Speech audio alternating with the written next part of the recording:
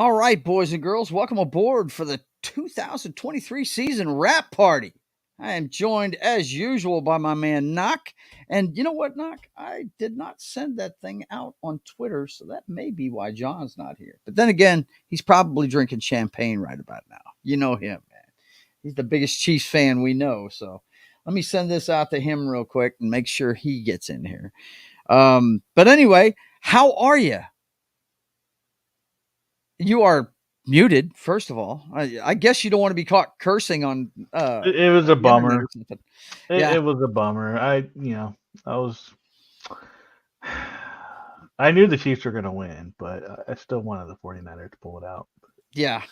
And they had their opportunities, man. Outside of one play, I mean, both teams had their opportunities. They did. Outside of one play, I think it was that Would you agree defenses ruled this game, though? That they really did. I mean, Those no, defenses showed not up. really. I thought they did.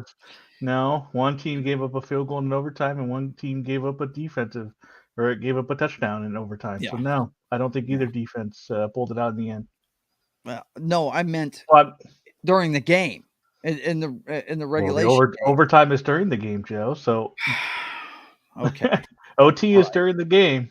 Just look, man, it's not during the game. As far as time of possession, everything, Niners should have won this game. They were moving the ball pretty good most of the game. They were, but when they got down the red zone, they had problems, man. Both teams had problems. I mean, they gave up. It was. That's what I'm saying. The defenses kind of ruled the game. They did. And I got to tell you, for me, it wasn't Shanahan and it wasn't Purdy. Yeah. No, neither one of them messed up. No, they didn't. I don't think so. And no, man, it was just a good game. It was just defenses were doing good. The refs didn't get involved. I was super surprised about that. Really, if anything, they gave the 49ers a touchdown. Yeah. Right. Yeah. Absolutely. So I mean, I just it was. I don't think you can say this was blamed on any one thing other. There's no blame to go around. It was a great game. It really was. Yeah. I just think the defenses really showed up in this game. Both of them played well. You had turnovers by both teams, forced by the defenses.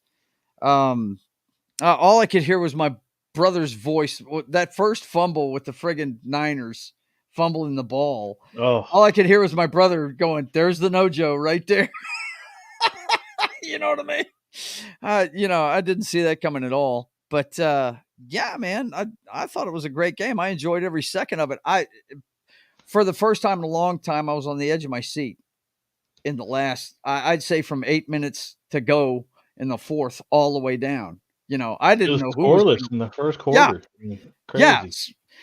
Yeah. And not for a lack of trying. It was not bad play on the right. That's the kind of game where like you say I hate offense, defensive games. Like it wasn't for a lack of trying on the offense. It wasn't because the offenses were bad. It's because the defenses were stepping up. Chase Young sack on the first series for the Chiefs. Oh yeah. Yeah. The guy that we said has disappeared. He shows up in the big game, right? Mm-hmm. Yeah, no doubt about it, man. He really did. He did. As I watched it, of course, we were having a party here, and I was kind of doing some things that had to be doing host-wise, but I really thought, watching the beginning of it, I said, you watch, man, they're going to go scoreless for about a quarter and a half, and then they're going to both offenses are going to uncork, because that's the way the Panthers-Patriots Super Bowl went. They didn't score for like a quarter and a half, and then all of a sudden, right before the half, they both scored like crazy. And that didn't happen in this one. I mean, hell, man, the Chiefs, they had 3 points on the board at halftime, right? It was like 10-3, right? Something like that, yeah. Yeah, the Niners went, that touchdown, it was a screen pass to the outside to McCaffrey that got it done, wasn't it? It was a trick play to Jennings, and then Jennings to McCaffrey. And then Jennings threw it back to McCaffrey. That's right. Yeah, on the other side of the field. That's right. And that right there, man, it was a great play. There was nobody in front of him. They didn't expect it at all. It took forever. Yes, it did. Took forever. Yes, it did. And you know what? This is a game where they didn't have time for long developing plays. They really didn't. No, There was God, I gotta look it up, man. What was the longest play? 22 yards? Yeah, it was Something like that. Like crazy. It was crazy. there was nothing long. Oh man, No. Mahomes had that one pass to. here comes the Mahomes had, champ. yeah. Mahomes had that. What was it, John? What was it, like 50 yards? To He did Scanley. have a long pass in the game. There was Yeah, he did. one big play, but other than that, And like, it was a perfectly thrown ball. That guy was covered Mhm. by two guys. Yep. The guy, I mean, there was a dude on him. He had safety help and The everything. safety lost it. He lost the did. ball. He should have been picked. He got should have been totally picked, and he duped by lost it. the thing underneath, and he made up ground, but he wasn't there fast enough. Nope. Because wow, and perfectly thrown ball. The corner John, on you the might want coverage to turn couldn't down your have got to TV it. there. Yeah, turn down the TV, brother. Yeah, Yeah, they're we can hear asking me to turn down the TV, so I'll just turn it off. All you got to do is turn it down or something. We don't have permission from the NFL to. Right. Yeah, that's true. We don't have permission from the NFL. But I'm going to do a shot to the Kansas City Chiefs real quick because if you didn't know already, I called Dynasty earlier today. That is a cool mug you picked up, by the way. Yeah, I got two. It was a twofer. Hang on, let me put this full screen here. Go ahead. It's Rebel Moon. It was on clearance at Walmart, and this thing is hefty too. So it was really nice. Yeah. So this was my drinking mug. Oh, here's the back. It's like some exhaust. I don't even know what the hell it is. Those look like engines from the ship. Yeah, it's like half ship, half something. It's got a cool, handle and everything. There's two of them in it. It was $14. Cool. It was on sale. I didn't do a shot the entire time in the game, so I'm going to go ahead, pour my first shot of Jack of the day. And Toast, if you didn't know they were a dynasty before, now they are. Yeah, here you go, John. There you go. Yeah, 3 Super Bowls in 5 years. We cannot deny it. They are a dynasty. Yeah, indeed. Congratulations, brother. I was saying that I thought the defenses ruled this game.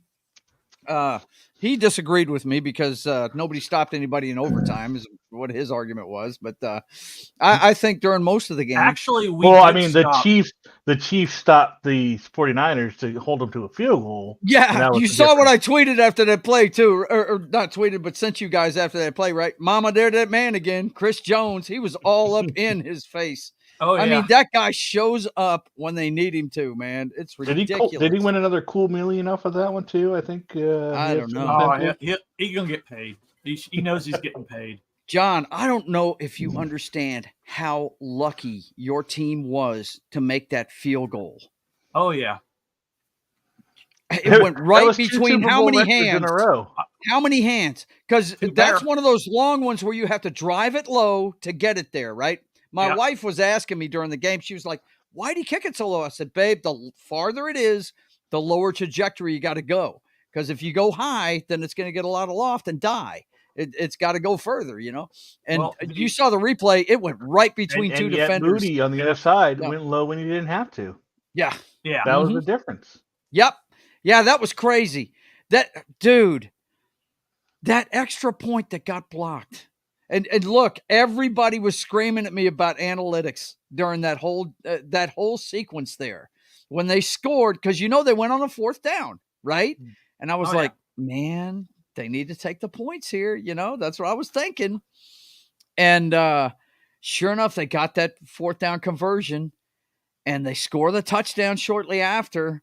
And I'm like, and everybody was like, yeah, well, Joe, it paid off that time. I was like, yeah, it did. And then all of a sudden, that extra point got blocked.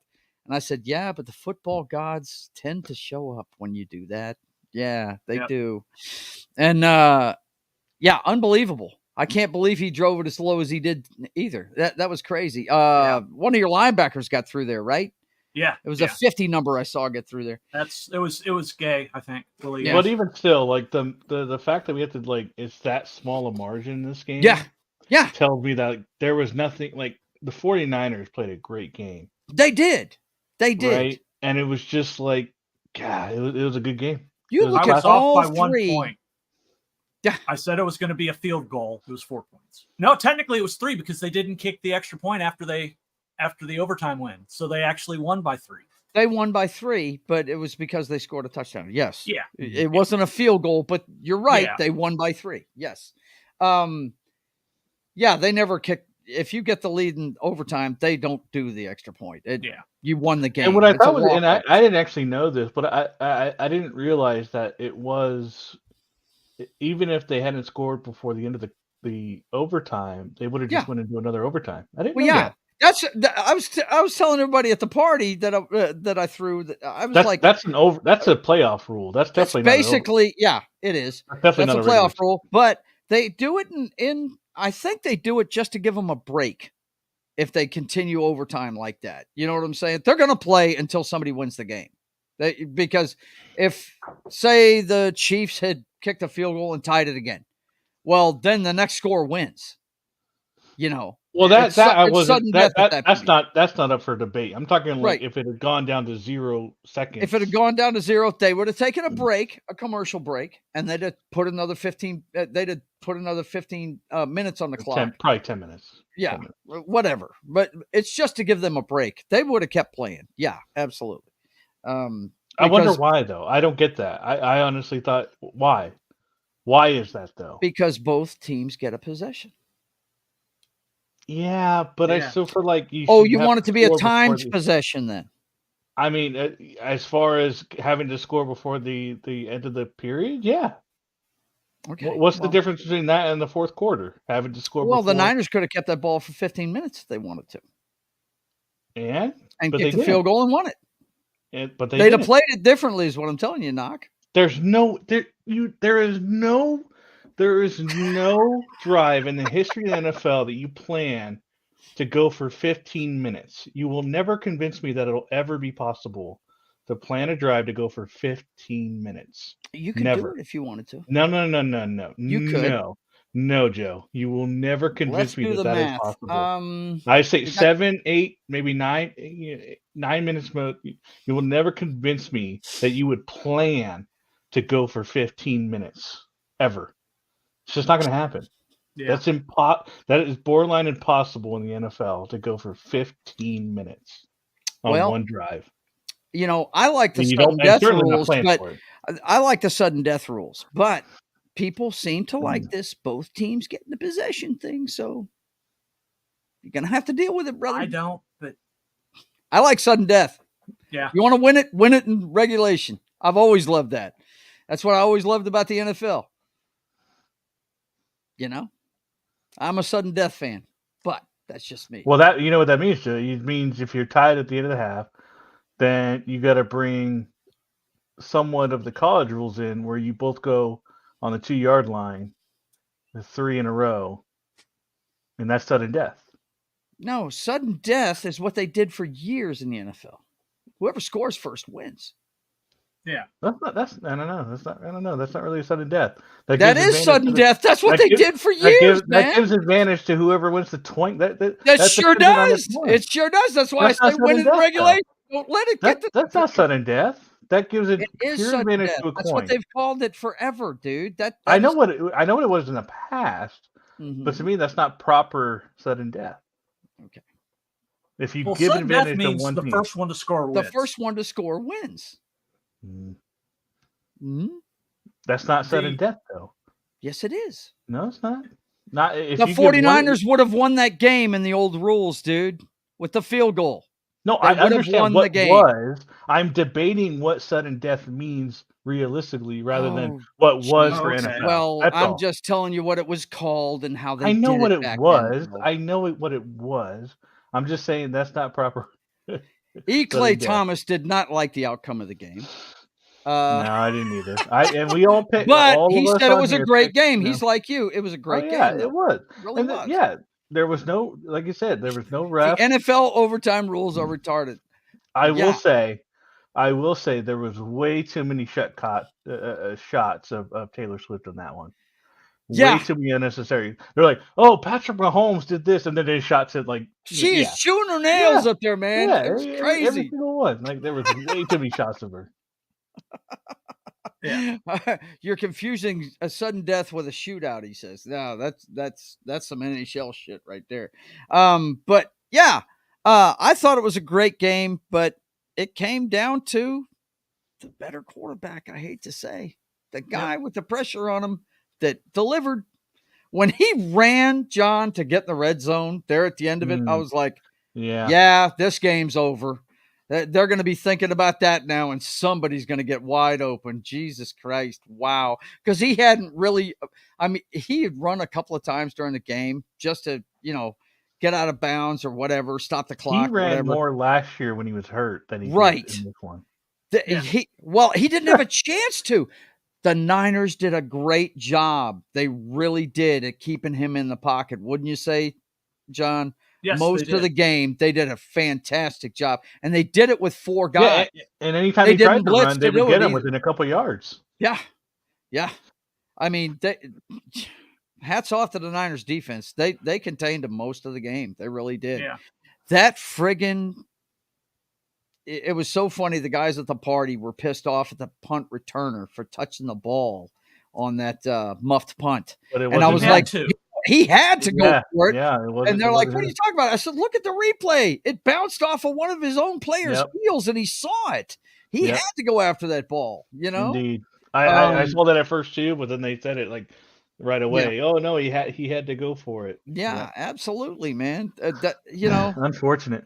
It is. And because they were playing. That changed the whole game. It did. That changed the game up to that point. It did, because they scored one play afterwards. I mean, it was that quick.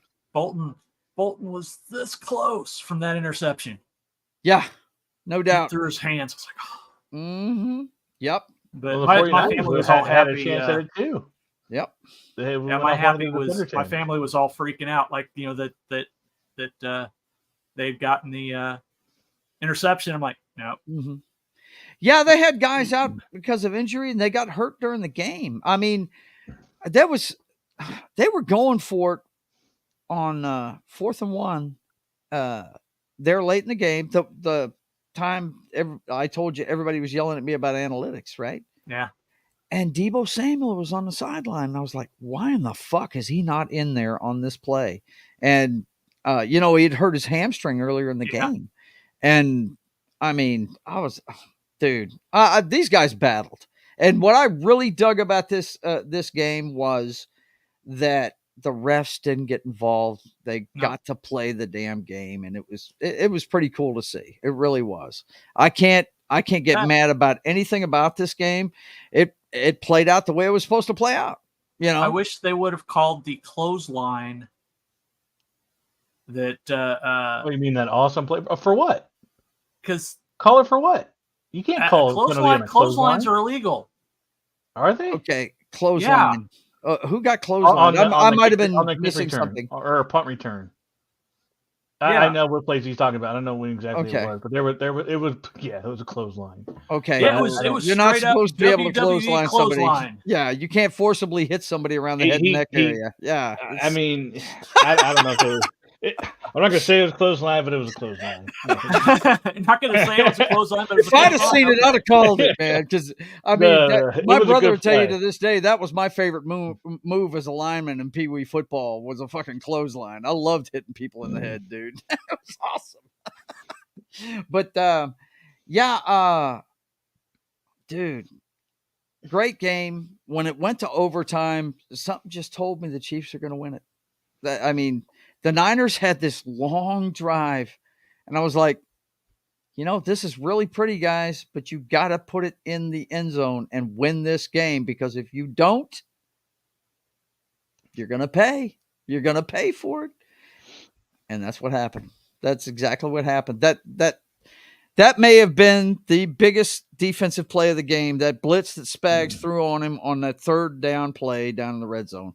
Why does every Super Bowl with an overtime have to end in a touchdown, man? The defense just can't stop anybody. First it was Brady with the Falcons. Well, they're tired at that point, brother. They're tired at that point. They are. Those guys are tired. I mean, it's. And you would have thought that the Chiefs defense would have been more tired, but no, they held it. They were on the field longer. I mean, of the two the two offenses, the Chiefs really played subpar game offensively. They really did. And it was because of that defense of the Niners, man. They did a great job of dude. let me tell you something. If the Ravens had gone into the Super Bowl against them, I think the Niners would have blown them out because, they live on Mr. Jackson running back and forth sideline to sideline for 9 seconds and then completing a pass. It wasn't going to happen tonight. They didn't. You got to give it to the Niners defense. They kept Mahomes in the pocket. Most of the night, they kept him in there. They had to create. Andy Reid's why they won the Super Bowl. Yeah. Andy Reid's why they won. His play calling late in the game to get guys open. There was a conversion. It was the 4th and 1 play. I told Rhonda right away. I said, it's going to be in Mahomes' hand. They're not going to hand this ball off. It's going to be in his hand. And sure enough, they had Kelsey lead blocking, and I got a feeling he was going to throw it if nobody got near Kelsey. I really think he was going to throw it to him. And as soon as somebody covered him, Kelsey just threw a block and he ran. Well, listen, I'm going to put this on the refs because Trent Williams got more penalties than Juwan Taylor, and no, that's unacceptable. That's not right. Oh God!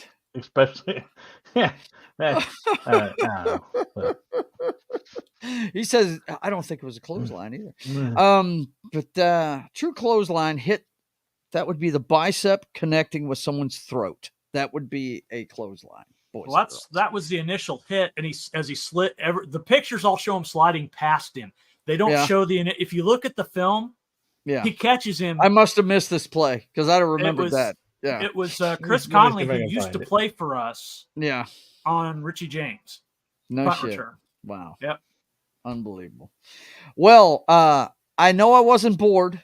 It kept my attention the whole game. It was a great game. I thought it was really good. It wasn't a blowout, which is what we all fear in a Super Bowl. Really, that's what you always fear in a Super Bowl is a blowout. But that didn't happen.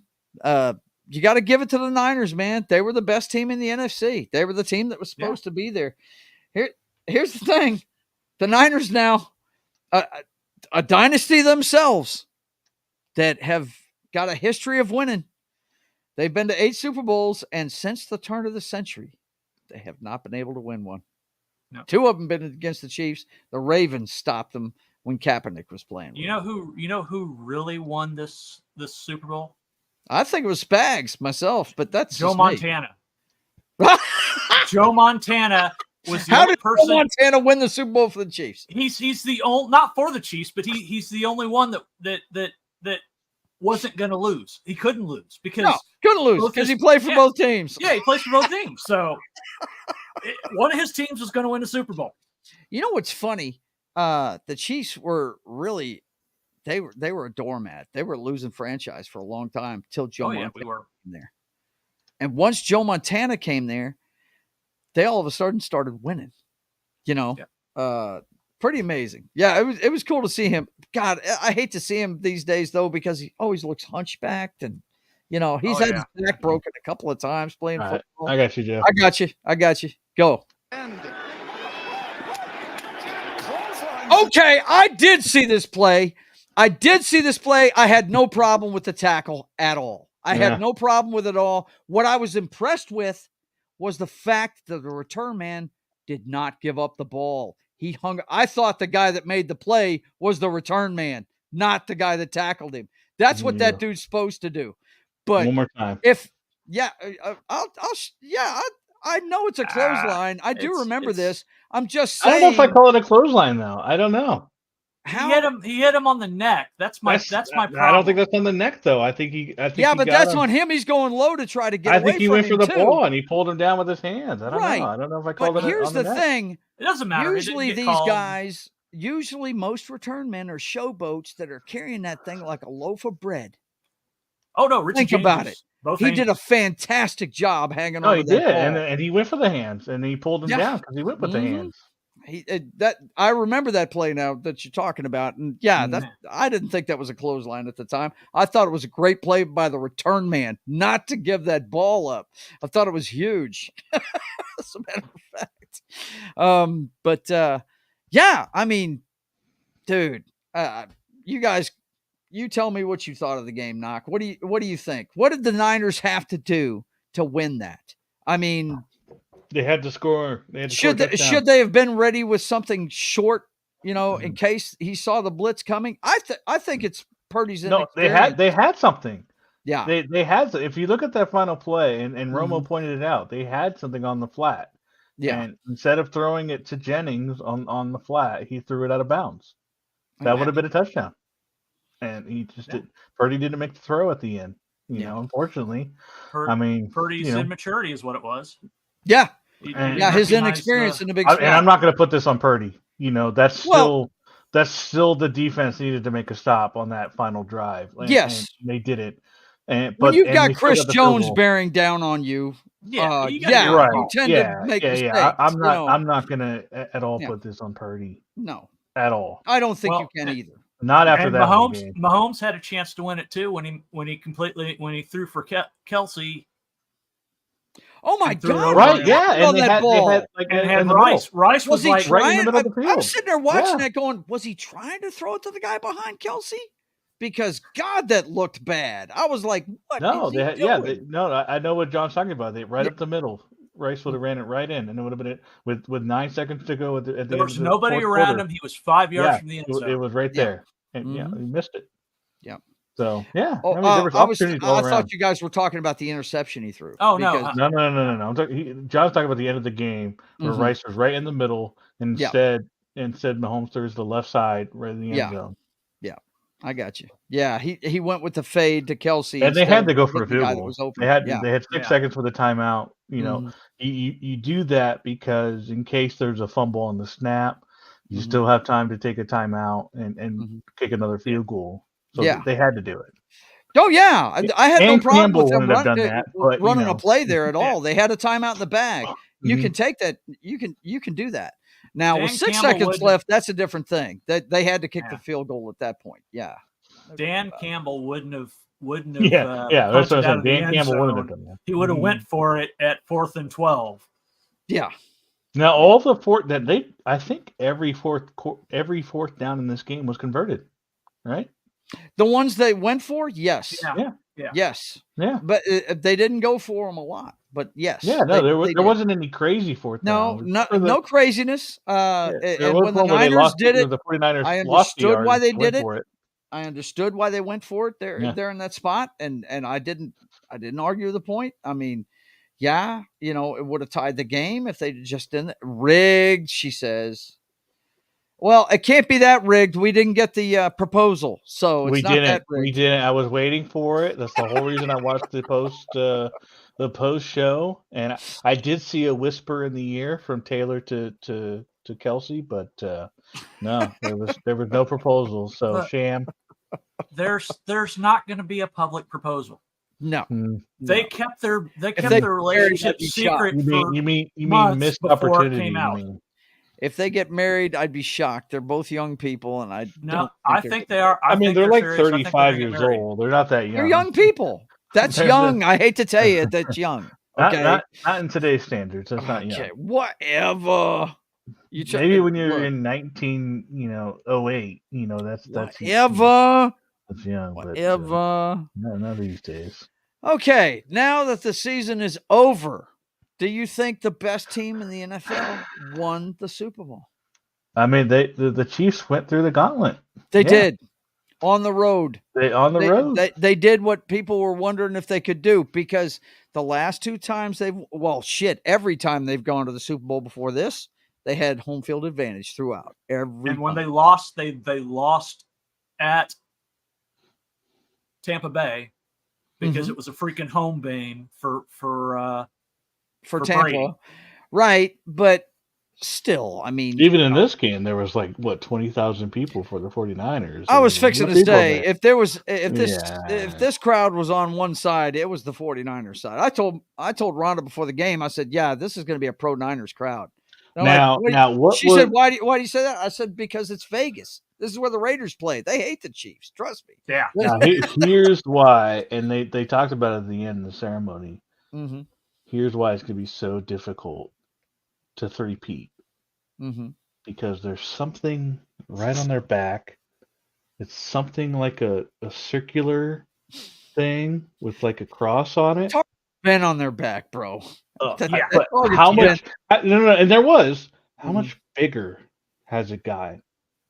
They're gonna have the biggest target on their back next year. You're talking, and we mentioned this morning in the broadcast. In this morning, you got Harbaugh, Peyton, Pierce, Antonio just Pierce, in the division. They still got to win the division next year. Yeah, and well, that's what comes with success. I mean, Lamar's going to be back. Look at the Seahawks when they were going to back-to-back Super Bowls. Every team in the division started beefing up for that team. That's why I say, I hate the teams in my division, but I want them to do well because a rising tide raises all ships. Yes, your division next year is going to be the most toughly contested division probably in the NFL because some of the greatest coaches and some of the greatest players are going to be playing in it. I mean, shoot. Well, we're going to do our draft show and we'll see what happens after that. But just because the Chiefs are so successful, the rest of the division has to keep pace. And, it was the same way with the New England Patriots. Those teams had to get better. And that's why the Buffalo Bills are so good now because they built themselves to beat the Patriots. And now they have to build themselves to beat the Chiefs. I mean, it's just, it tends to happen when that division ends up being the best division. I mean, shoot, when the Seahawks went to those back-to-back Super Bowls, the Niners-Seahawks game was must-see TV. You needed to watch that game if you didn't watch any other game the rest of the year because they always faced each other in the NFC Championship game. Yeah, I don't know if you guys watched the sorry, I didn't mean to cut you off, Joe. It's okay. Go. The pre-interview with Cowher. Mm-hmm. Yeah. And Andy Reid. And he's like, I didn't see that. Retire? Are you going to and I usually don't, but I had nothing to do. He's like, are you going to retire? He's like, no. I have no. I still feel like why would he? He's in good health, He's only 65. Yeah. He's got 7 more. He's got 7 more years before he hits that 72 where coaches retire. 7 more Super Bowls, right, John? Right? 7 more Super Bowls. Yep, 7 more Super Bowls. I don't know if that's going to be the case, but yeah, man. I mean, that division's going to be a lot better next year. It's going to be fun to watch, man. It really is. Uh-oh. They got a good pic. Hang on a second. Let me get this up here. They got a good picture here. Let me go ahead and get this up here. This is the front page of NFL.com right now. It's your boy holding up Lombardi again. Yep. Your boy Kelsey, though, is off the chain, man. He's out there singing shit. Singing Viva Las Vegas shit. The hunt. See, I didn't watch it because I was driving home so I could be here. Really? So I didn't get to see the ceremony. All right. I will say, 1, Mahomes has the most annoying voice ever. And 2, it does sound like Kermit. Yes, I will admit that. The little on the right side there, if you can see the blonde right there on the right side. The Hunt daughter, she is absolutely gorgeous. Oh my God. Oh, Gracie, she's an attractive young lady.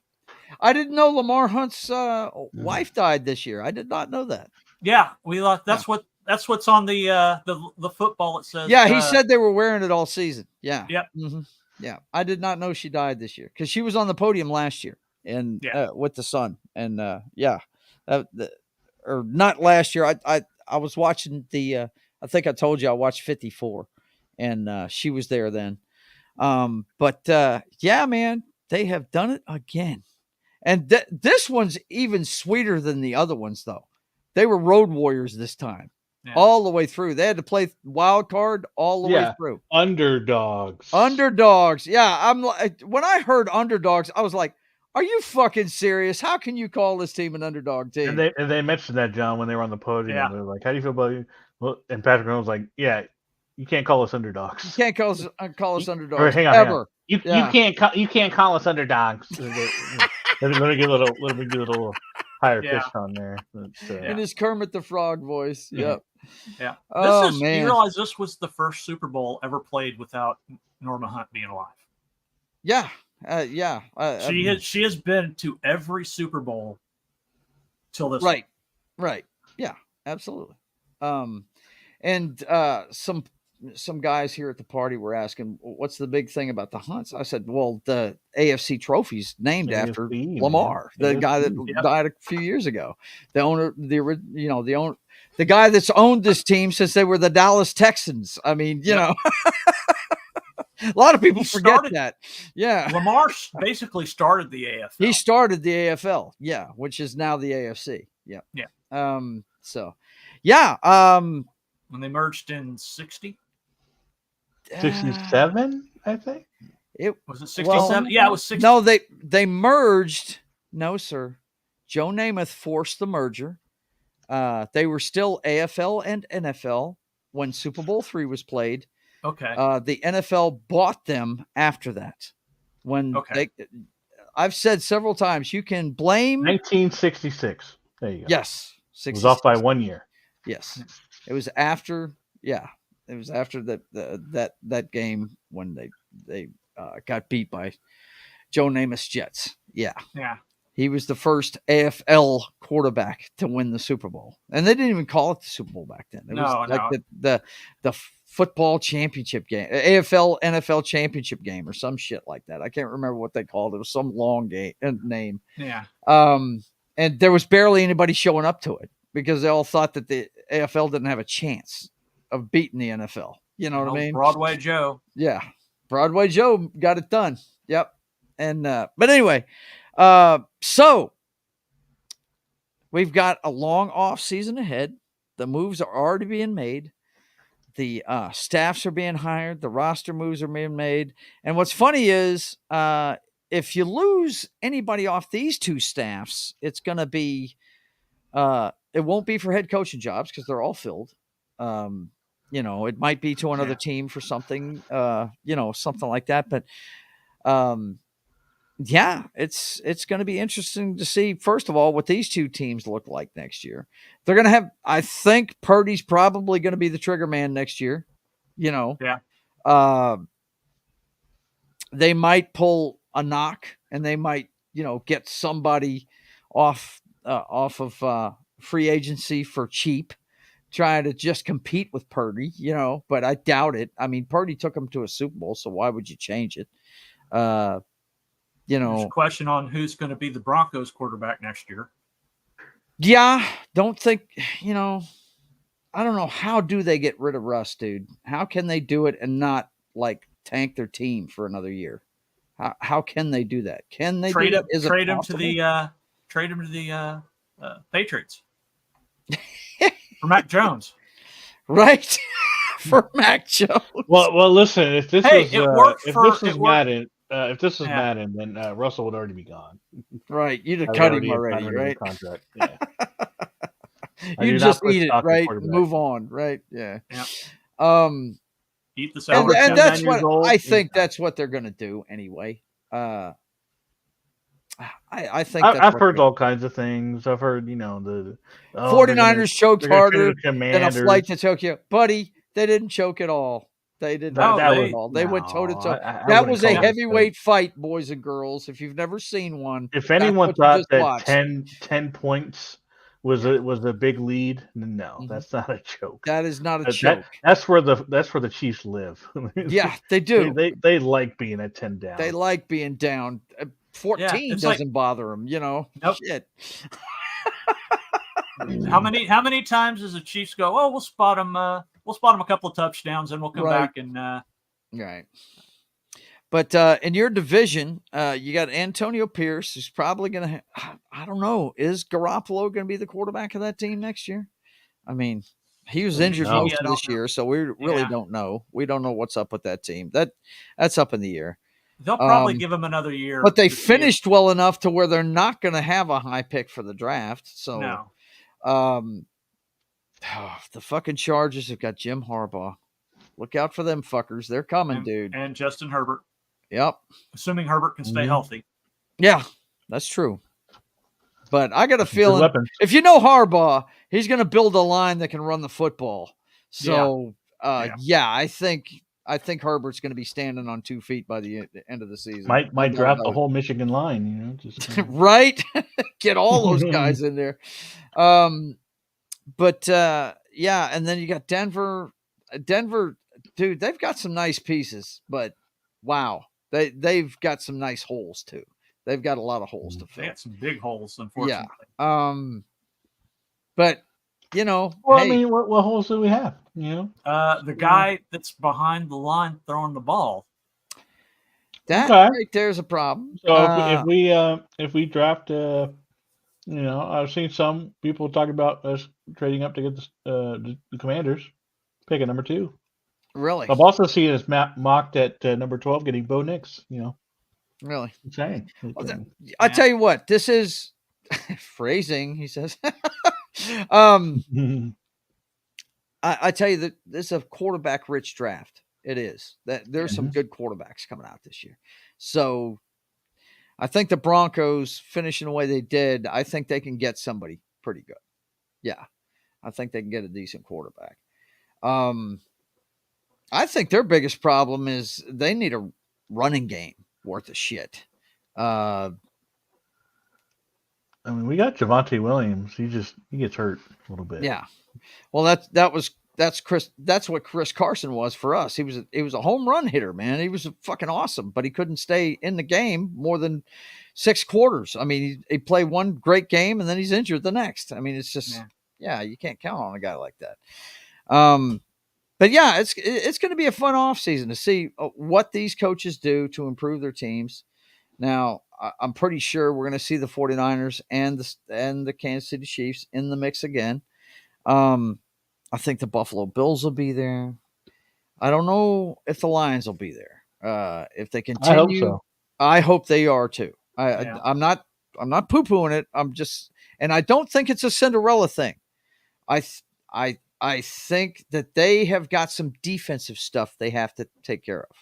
They've got a great pass rusher. That kid they got, their lead pass rusher is fantastic. Yeah, but they've got some pieces. They need a good safety that can play center field. They need some linebacking help on the defensive side. I think offensively they're fixed. They just need to keep doing what they're doing. But they need to shore up the defense on that team. Look, I tell you what we saw this year, I can't believe the fucking Packers are going to be playing good football again. And those fuckers are young, man. That is the youngest team in the league. And they damn near got in the championship game. They almost beat the Niners this year. Yep. So they'll still be around. I cannot believe after Favre and after Rodgers, they got another guy that can do it. It's wow. It's just amazing what they do up there in Green Bay. It's like me and my brother have said several times. It's all about the organization, how it's built top to bottom. I mean, with the Niners loss tonight, the guy I feel the worst for is John Lynch. I mean, that is one hell of a general manager, man. Yeah, he is. I mean, they really knocked it out of the park hiring that guy. And he's built a great organization there. And it's going to continue to be good. But man. Yeah, but is it going to be like the Bills of the past? Right. What's it going to take to get them over the top? What's it going to take? I mean, ugh. You know what it's going to take? Getting Gary Kubiak. Bring him in. That worked with the Broncos. we couldn't win until we brought in Gary for a year. Somebody get that man a walker and get him to the sideline. Damn it! Like I said, I don't think Cowboys are going to be in the mix this next year. I don't think so either. I think they actually peaked about halfway through this season. Yeah. And once the defense started giving up points, that really friggin', because before they were a scary bunch, that defense was. And then all of a sudden we found out that they were built to play with a lead. Yeah. And they didn't know how to stop a good running game and all that good stuff. And yeah, it was, that's when it turned into a track meet, because the offense, they've done well, but man, that defense, oof. it hurts. They've got some nice pieces, but you got to be able to play both sides. You got to play the run and the pass, not just the pass. You know, so you also, I mean, it also depends on which Dak shows up. That's true. That's true. I mean, as much as I pull for the guy because he's local, I mean, you know, you got to be able to win the big one. You do. And that's wow, that playoff game he lost this year. Well, there's a lot of quarterbacks like that. There's a lot of quarterbacks that are good, but they haven't proved that they could win. Right. And who was it I heard talking about that today? It was it Steve Young? No, it was Kurt Warner. Kurt Warner. I was watching NFL Network earlier today during the pregame and stuff. And I said, he was saying, look, you know, Lamar is great. He's fantastic. He's a very talented quarterback. He said, but there comes a time in all these guys' careers, if you're going to win the big one, you have to be able to stay in the pocket and do it. You have to be able to be a pocket passer. That's what I was saying at some this morning. point. Yeah. Mm-hmm. That he's not going to be able to do it unless he can stay in the pocket and make those passes. Yeah. And he's not getting any younger. And the way he plays now, that's a young man's game. Yep. Running back and forth and giving yourself 9 seconds, that is for the young. And you're not going to be young forever in this league, man. The only reason why Brady was able to play for 20 years in this league is because he played from the pocket. He friggin' got rid of the ball faster than most of them too. You know, so he really prolonged his career doing that. And that's Josh what you got to do. Another quarterback that has to prove that he can win the big one. Yeah. Yeah. And you have to be able to do it. Like Kurt Warner said, from the pocket. You have to be able to do that. There's going to come a time when you're going to play a team like the 49ers that aren't going to let you out of that pocket. You're going to have to be able to do it from there. Yeah. That's something Mahomes can do. He can play the game either way. And you know what? I think it was at the end of regulation. They were coming up. I think it was when you were down 3 points, and it was the drive to get you the field goal to put it in overtime. He pulled it down and ran right up the middle, and he got caught from behind. Yeah. And Rhonda looked at me and said, "Why did he do that?" I said, "I think he thought he could get away from that shit because he pulled it down so quick. I think that's what he was thinking. I think he thought he was going to get about 15 on that instead of 5. You know, I mean, he got positive yards, but I think he thought he was going to be able to, you know, fake those guys out and get off so quick that they wouldn't catch him, and they did. And but later on in overtime, when he got him, when he gouged him that for what was it, about 15, 20 yards, got him in the red zone, I was like, yeah, this game's over. They're going to start looking for that, and somebody's going to be wide open. It was just it was bound to happen. And nobody covered him. That's what was weird. Nobody covered Hardman. Clay Thomas. I love the fact that you said that. I don't know. Steve Young and John Elway did pretty well on the run. Well, John Elway dragged 3 Broncos teams with his legs and his arm and a good defense and nothing else to 3 Super Bowls and got smoked every time he did it. He didn't win the Super Bowl till he started playing from the pocket and he had a running game. That's when he won the Super Bowl. Yep. Okay. Steve Young, you mentioned him. I love it when people mention Steve Young. Yeah, he was a running quarterback. Really?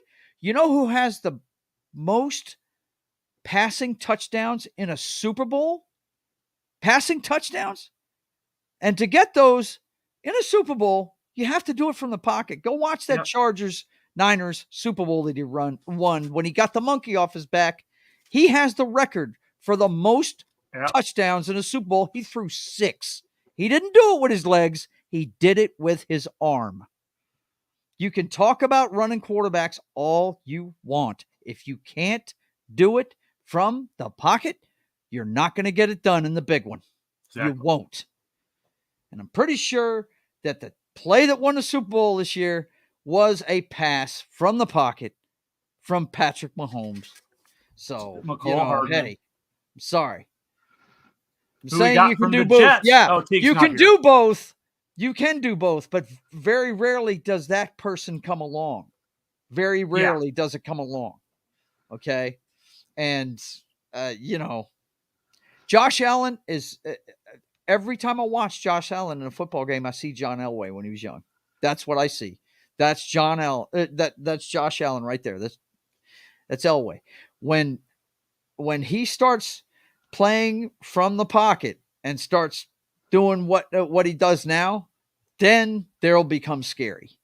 That's when they become scary. That's when you actually the AFC team I'm worried about most is freaking Bengals. Yeah, Joe Burrow. Yeah, because every time he's healthy, he shows up, and that's your team's kryptonite. We know that already. They love beating you guys. Well, up. unless it's in the championship, then we don't have a problem with it. Right. But yeah, the Bengals, man. Didn't they that's a guy that can do it both ways. Yeah. Once. What's that? But that's all that matters, right? They beat you in a championship game. They did. Yeah. So I would worry about them if you played them again in the championship game. Oh, trust me, he's worried about them. Most of the time when Joe Burrow is healthy, he beats that team. He does. Yeah. He's not scared of the Chiefs at all. It really isn't. But what with the coaching carousel, man, he lost his offensive coordinator. Went to Washington, right? Isn't that where he went? Washington? No. He's the guy that got the Panthers job, right? Yes, he is. Okay. Well, he's a moron then. First of all, but no, the Panthers got the Tampa Bay offense. No, yeah, the Bucks coordinator. Yeah. Okay. So I don't know who got. I can't remember. Okay, but he's gone somewhere else. Yeah. The Titans. But they still have a turnstile. The Titans get. I think there it is. The Titans. Yeah. That's it. Yeah, but you're also a moron if you take that job too. Good Lord. I think Burrow's will be fine. Yeah, Burrow's going to be fine. Yeah. They're going to continue to run a spread offense there, so he'll be all right. Yep. They got some good pieces around him there. So, any thoughts on who's going to be in this game next year? This far out? You want to? It knocks. I'm gonna. There's too much between now and next year. Huh? I mean, I 49ers have been my go-to. So I mean, well, they got the cheapest quarterback, and that's usually your most expensive player. Right. I tried. They have the cheapest quarterback. I don't know. Was he 22 or 23 draft? No, he's got one more year on his rookie contract. Yeah, he's got one more year. This is the time. They got one more year. They have to pay him. They got to either pay him or let him go. Extend him, or they have to give him a contract by the end of the year. Yeah. Yeah, for sure. Or they're going to lose him. Yeah. Mm-hmm. So, but this is the deal. What do they need on that team? I mean, what's their Achilles heel? What cost them the game tonight? Would you say? Yeah, it's hard to pick a weakness on that team. I mean, I saw Fred Warner make plays. I saw before he got knocked out of the game, the guy that got 2 interceptions against the Lions, I saw him out there making plays. I guess if they need help at anything, it's secondary. I guess that would be where they need some help. Maybe you get a big guy in the middle. But they were doing fine containing Mahomes most of the game with those 4 guys they had. They were controlling the line of scrimmage for a while. The only thing I can think of that they need is friggin' secondary, and that's it. I mean, that thing. Well, dude, on offense, I wouldn't change a fucking thing. I mean, they're good on offense. Shit, they're really good on offense. Mm-hmm. As a defense, you've got to play above and beyond just to get them to fuck up. I guess special teamers. I guess. Yeah, special teams would definitely. I guess. There's 3 phases. There are 3 phases. Yeah, we got to coach that up. Maybe they need a better, special teams coach. Who knows? But the Chiefs, I don't know. I think they need wide receivers. They need a number 1 wide receiver. Kelsey needs some help, man. He does. That's not Tony. I mean, he said he was. Oh, good Lord. Tony Pretty sure he's been injured the entire postseason just because. Yeah, because, you know.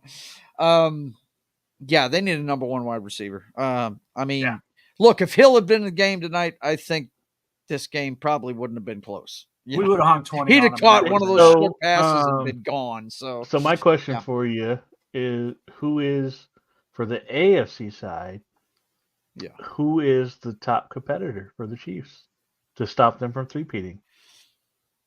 Right now, the way it sits, you got Baltimore, you got the Bills, you got the Dolphins, and the Bengals. You got the Bengals. I think it's the Bengals.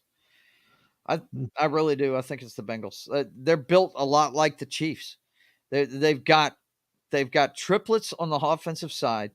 You know, they've got the running back, they've got the quarterback, and they've got the number one wide receiver. They've got all that. Okay. Matter of fact, you might give the nod to them offensively because they've got a number one wide receiver. The number one wide receiver for the Chiefs is their tight end. It's you know, it's not a guy that can stretch the field. You know, they have to do it in chunks. But and defensively, that they have an aggressive style of defense, just like the Chiefs do. That they decide when they're going to dial it up on you, and they're going to come after you. And you know, they're missing somebody important. They don't have Spags. Yeah, right. They don't have that defensive mind that can really match wits with a good offense like that. Yeah. Right. But I think if they got a defensive piece here and there and got a good, decent coordinator, well, we already know they got your number. I mean, they're not scared of you. There's one team that's not scared of the Chiefs, and it's the fucking Cincinnati Bengals. If Joe Burrow's healthy, he's going to go out there and try and rip your lungs out. That's just the mentality he has. So, that's one team. You know, Lamar and the Ravens, good stuff all the way around, but Lamar, like the conversation we were just having, has to learn how to play from the pocket when he has to. Exactly. And it's been I feel like the play calling needs to let him run a little bit more. And same thing with the Bills. Josh Allen needs to stay in the pocket more. Honestly, I think you need to get out of the pocket more. Honestly, I think there needs to be more impromptu. I think staying in the pocket is what cost the Bills and the Ravens. Honestly. Yeah. Well, you know, just depends, man. I mean, there's not many quarterbacks that could have completed passes under the kind of duress that they put Purdy in tonight in certain spots. That last play, you know, Joe Montana made that play, maybe, you know, but kind of an outlier. But what do you guys think about the Texans? Oh shit, their upside's fucking phenomenal. Right? Yeah.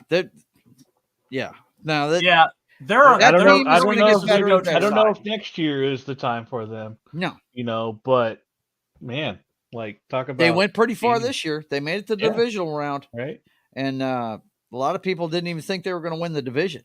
And weren't they already crowning Jacksonville at the beginning of the season?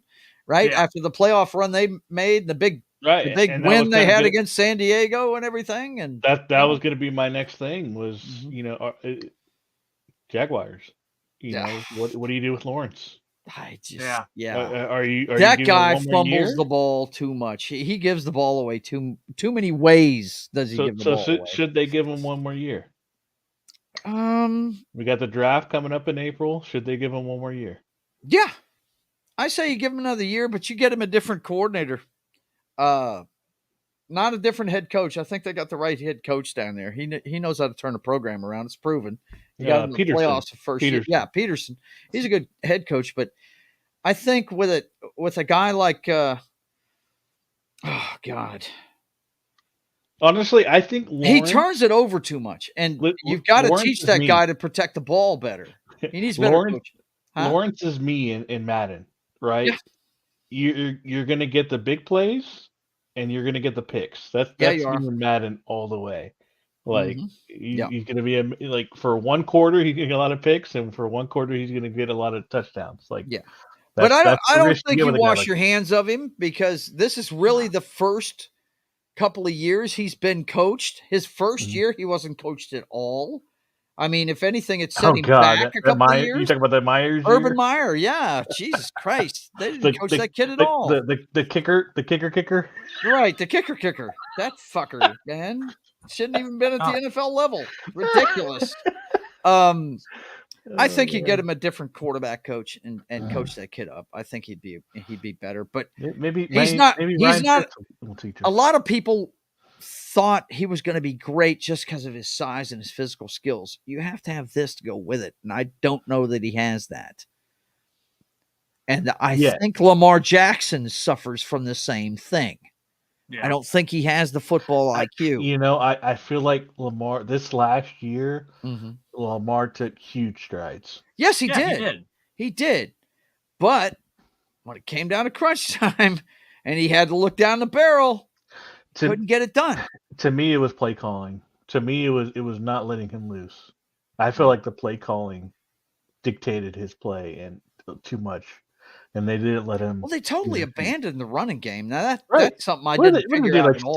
Seven runs in one half or something like that. Like it was horrible. Their running back had by halfway through the third quarter, I think they said their running back had touched the ball 6 times on running plays. I was like, that's not Ravens football. What the fuck is that? And even if that was true, it wasn't Lamar running it for more than 6 times or something like that. I don't care about whoever the Ravens running back is. Doesn't matter to me. It's whether or not Lamar runs as well. Yeah. So Lamar didn't run at all. Yeah, well, he couldn't a lot of the time. He was getting blitzed, dude. He had people in his face most of the time. I feel like he waited too long to try to get that pass going, because I think he was so committed to try to pass it, because he had been successful this year with passing the ball. He tried to stay too much with it, especially in that final game. You're saying it's on him that he should have. Well, that and the play calling and took off more. I think it was both. Yeah, absolutely. Him and the play calling that dictated him to pass more when he should have. I think there should have been more designed runs, and stuff like that. Like they needed him to use his feet, and he didn't at all. No, he didn't. And I don't think that was just that cost him stopping him. I think that was just play calling, not letting him. Well, it was very strange. They weren't calling, what are they, read option running plays, which is what that offense is built on. They weren't calling it. He was dropping back. I thought that was really weird, man. If you want to talk about something being fixed, the game that looked to me like it was fixed most of the time was that game right there, because they didn't do anything in that game they do in the regular season. They really didn't. I don't know if it's because they decided they were going to do better throwing against the Chiefs, or if they thought they couldn't run against them. I don't know what the decision was, but it's obvious they made a conscious decision that they were going to throw the ball more in that game. And wow, did it not pay off. It did not pay off at all. So yeah, that's on them for fucking calling it that way. And maybe Lamar should have pulled it down a little bit more and ran with it, even though they were calling it that way. But yeah, they mucked it up big time, because who was it they played the week before? Yeah, they fucking terrorized fucking CJ Stroud. They made the rookie look like a rookie, and they smoked that team. It was ridiculous. It wasn't even, what was it? I think it was a 10-10 tie at halftime, and then they just let the floodgates open. And then it was unstoppable in the second half. Just could not stop that team for anything in the second half. And he was, to what you're saying, he was running the football. He was. Yeah. And maybe they thought with Spags' blitz they could beat it by throwing the football, but man, didn't work too well. So we're talking a lot about the AFC now. Yeah. Let's go to the NFC. Yeah, absolutely. The Cowboys, can they come up with? I don't think. See, I never trust the Cowboys. So they lost their defensive coordinator. Yep. Right to an NFC East rival. To their rival, and another position coach. That's gotta be the worst. He drugged one of the position coaches with him. I can't remember which one it was, but he's taken him with him. Now, I don't think they've lost much on the defensive side. Actually, we'll have to let next season play out to see if they've actually upgraded, because Mike Zimmer's coming back to Dallas. That's an interesting one. He's a great defensive coordinator. He was a really good defensive coordinator for him. That's what got him the Vikings head coaching job. So we'll see how that plays out. But they're, to John's point earlier, they're only going to go as far as Dak. And then look at Philly. So Philly has Vic Fangio. What a collapse this year by that team. Right, but I mean, we talked all year. They haven't put 4 quarters together all season long. And then, God, 8 games into the season, they became the fucking punching bag. Wow, were they getting beat up? It was, I understand Super Bowl hangovers, but that's not what this seemed like to me. That I think them losing both of their coordinators really showed up in the second half of the season. That's why I mentioned Fangio as a defensive and Kellen Moore as the offensive coordinator. Yeah. Which is really interesting. Kellen Moore is kind of bouncing all over the place these last couple of years. I love the guy. Listen, I have a soft spot in my heart because he was a Boise State Bronco. So I'm always going to have a soft spot for him. So I'm always going to pull for him. So I just don't know what he's doing in Philly. Look at the offensive production. Dak Prescott, Justin Herbert, and then now Jalen Hurts. Then look at him. Look at it with McCarthy doing the play calling this year. Was there a game that you watched the Cowboys where they didn't score over 30 points? I mean, it was a track meet anytime they played somebody. It was ridiculous. And all McCarthy did. Until they hit the 49ers. That's true. They they played against that defense that we saw tonight, that kept Mahomes hemmed up for most of the game, right? Yeah. Yeah, both those teams deserve to be there. The NFC, it's going to be the Niners. The Packers are going to be in the mix. They could be scary next year if they make the right moves and keep that going. Hopefully the Lions can keep their momentum going. The Lions. Yeah. Going to be interesting to see that NFC North this year.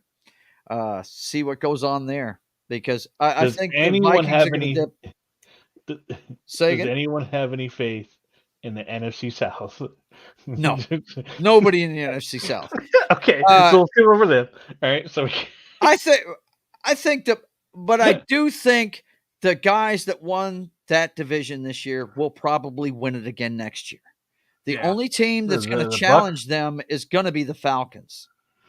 Okay. And that's if they change Triggerman, because I don't think you want to talk about football IQ being low. Pretty sure that guy that's playing quarterback for the Ritter. Ritter, he may have the lowest football IQ of any quarterback in the NFL. He may, because my God, that guy makes some stupid decisions. But hey, I could be wrong. It could be the coaching there. They made a coaching change. He could come out there. You want to talk about a team that's handcuffed at the quarterback position? It's the fucking Falcons, because they've got the running back. That dude right there, man. What's his name? Bijan. What's his last name? The running back. Bijan Robinson. Yeah, that's it. That dude's a hoss. That guy is fantastic. And they still got Kyle Pitts as well. They got They've got some pieces that are fantastic. Oh yeah, but until they get a trigger man that can fucking deliver it to these guys, they're not going anywhere. And their defense is pretty good too. But I think Baker Mayfield's found a home there. I think he wasn't the reason why they lost that fucking game against the Lions. I can tell you that. He played a great game. Where's Baker going to go next year? He's going to be right there with Tampa. He's going to be right there with Tampa. That's not set in stone. You said you said it last year that why would he leave the Rams? Well, guess what? He was not with the Rams. I didn't think he'd leave the Rams. You didn't think he'd leave the Rams. I did not. Now you don't think he's going to leave the Bucs. So I'm sorry, sir. I cannot go with you on this one until he signed. He was only on a 1-year deal. Yeah, that's true. There's nothing saying that Mayfield's going to be there. Well, who the fuck are the Bucs going to use as a quarterback? They're going to draft one? Sorry, they're not going to get a good one in the spot they're in. They were in the divisional round, man. They're not. We will find out April, whatever. We will find out. Who have they got for trade bait? Mike Evans. Oh God, who's going to pick Mike Evans? Mike Evans. Mike Evans has the same problem that the Chiefs receivers have. He drops the ball too much. He also gets 1,000 yards every season. Yeah, because he's the only guy that got the going to be in the Hall of Fame one year. He is. Yeah, he is. The same. But you can't discount what he does do. I don't know that you can do it to him though. I really don't. I think he's getting older. I think the Bucs should just. I would look. They've got a really good head coach, man. I hated playing that team I hated playing the Cardinals when he was running them. What Todd Bowles is just like Spags. He loves to fucking beat up quarterbacks. He loves to blitz. And if you ask me, and I'm sure John would agree, the MVP of the fucking Super Bowl that the Chiefs lost with Patrick Mahomes should have been Todd Bowles because he had a brilliant defensive plan. They were expecting to get blitzed all nights, and he called 3 or 4 blitzes the entire game, man. All he did is laid back and let you get whatever you wanted underneath and force you to kick field goals. That's what he did. And it was amazing. He played high safety all night. Amazing coaching job he did in that Super Bowl, man. That's the guy that it shouldn't have been Brady. It should have been Todd Bowles. I think sometimes coaches deserve the fucking MVP. I really do. And that's one of them. Who got the MVP for the Super Bowl? I don't think they've. I didn't see who it was. It might be Holmes. In this one, it was Mahomes. Was it Mahomes? Did he get it? Yeah. Absolutely. Yep, it was Mahomes. Wow. It should have been. He should have been the MVP. No doubt about it. Because, he put the drive together at the end, won the game, Yeah. He got MVP, like I said, when he ran to get him in the red zone there on that last drive in overtime. That's when he got short up the MVP, if you ask me. So, but I think they've got a good thing going transitionally in Tampa Bay. They made it to the playoffs. They won their division. Why would you change quarterbacks or coaching staff or anything there? You just add pieces to it. You start adding clay to your sculpture, right? Yeah.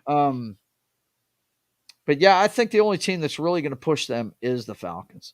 The East, going to be interesting to see what the Washington Redskins do this year. Because they've got some high draft picks. They've got a new coach. No faith in the Cowboys or Eagles, huh? No, not really.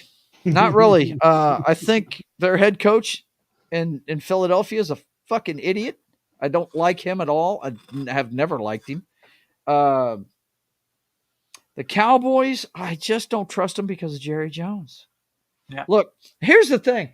If you've never been to a Cowboys game, these guys don't know when to get loud for their team. Any NFL fan would be yelling and screaming every time the defense is on the field, right? To make sure you disrupt the offense of the other team. Right. No, the only time the Cowboys fans go in there like they're at a country club, dude. I think my brother said this, and it's a really good statement.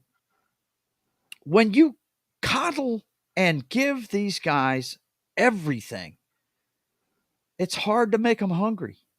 It really is. It's hard to make these guys hungry to do something. You know what I mean? Because they're treated like kings. Yeah. I'm sitting there watching this game against the Seahawks, and these guys are only getting loud when the big screen in the sky tells them to. That's the only time they get loud. That's it. Was there any crowd more trained than the Indianapolis Colts when Peyton Manning was there? Yeah, no shit. No doubt. They used to broadcast it on radio what to do, right? Yeah. And he would get mad in Denver. I remember these games where he would just be like, Shut the fuck up. Will I'm trying to run an offense. I would say the Arrowhead crowd. Nah. They're pretty smart. They are. You can hear a pin drop when Mahomes is on the field, dude. You can. It's the same thing in Seattle. Seattle's like that too. You can hear everything going on in the field when the offense is on the field. And when the defense is on the field, you can't hear shit. Even during the fucking commercial breaks, you can't hear shit. Now, I want to talk about one thing. Is I feel like and maybe this is something that's been, already been going on the last couple of years. It's how many superstars are at these games and how unaffordable this game has become. Oh yeah, it has. Where it's just influencers and celebrities, and that's all at these games. Where you talking about the postseason games? I'm talking about the Super Bowl. Yeah, where it was nothing but stars everywhere, and just famous people. And game that people didn't really care about the game. I mean, I won't say care about the game. I won't speak for them, but not the biggest football fans, except for those that got tickets for winning or something, or anything like that. Where it's gotten so unobtainable to go to these games, the big game, I should say, when $8,000 is the cheapest ticket to go to the Super Bowl. I think the NFL, they've already discussed that next year Amazon is getting a playoff game. And I think the spectacle that's become the Super Bowl is just the NFL is more and more, and with the European games, the Brazil, the first ever Brazil game, the first game in Spain, and wherever else, how much more, the common fan is just going to get forgotten. It's just like, oh, well, we'll get your views on TV, and that's it. Yeah, that's all you matter now. Yeah, I think it's become a little asinine of the NFL that they don't give a shit about the common guy anymore. Yeah, well, I mean. And that's just a product of getting, how big they've gotten, but that's how big the game is too. Yeah. Because if you try and get a Major League Baseball game for the World Series, you try and get that ticket, you're going to pay thousands for that too, knock. It's just the nature of the championship games. Yes, it's got outlandish in the NFL, no doubt about that. It's the highest price out of any of the professional sports. But if you try and get a ticket to an NBA Finals game or a Major League Baseball game, it's going to cost you thousands for nosebleed seats. It's going to cost you thousands. That's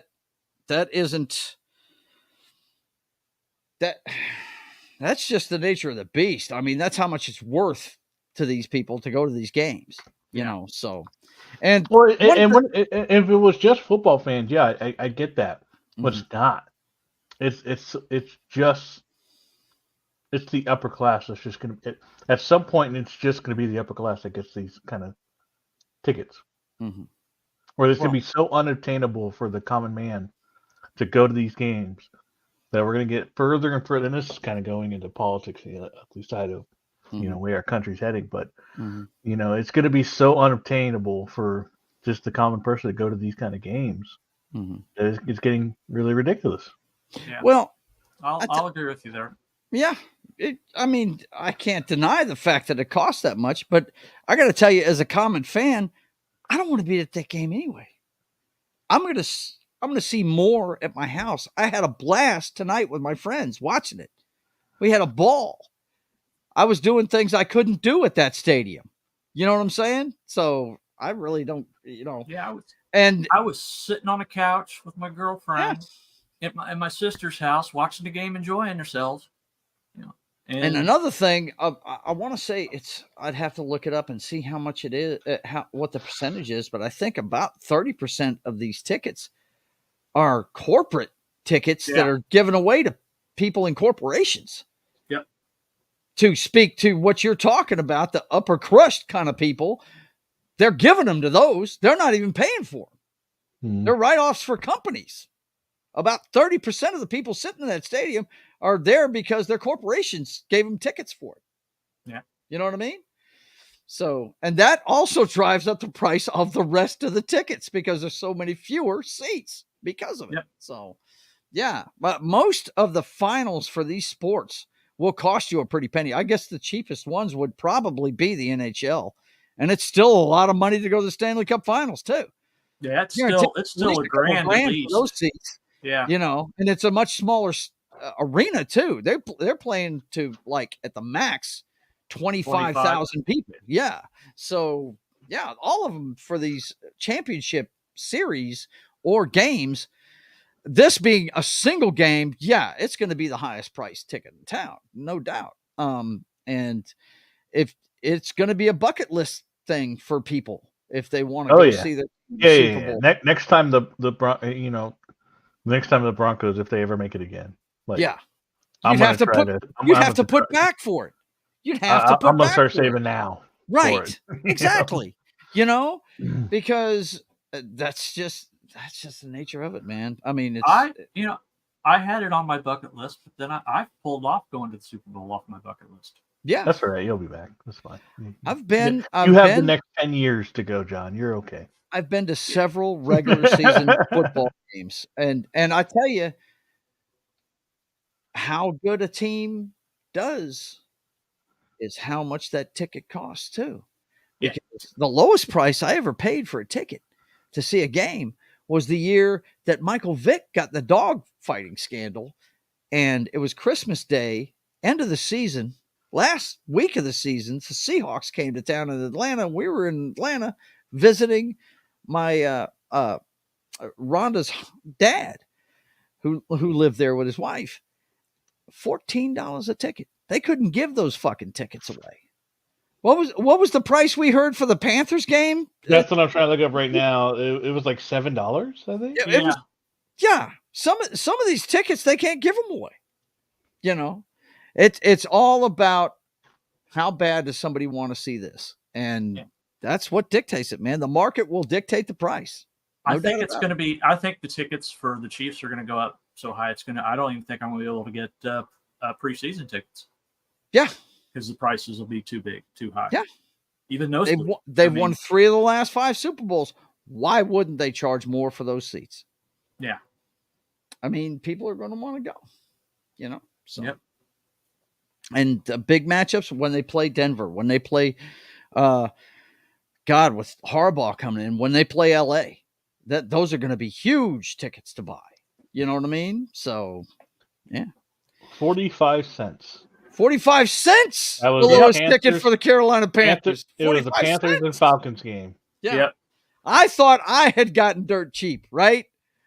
I mean, the tickets we bought for that fucking Falcons Seahawks game, and this is when Sean Alexander was going to his first Super Bowl and shit around then, you know. They destroyed the Falcons, man. Of course, you guys know how that season went for them. You know, Vic got arrested. The head coach left halfway through the season, bailed on him. What was that guy's name? He coached at Louisville for a while. Started with a P. I always called him Pud. That was before I seriously got into football. So yeah, this guy was a jerk, man. He was a fucking piece of shit. But anyway,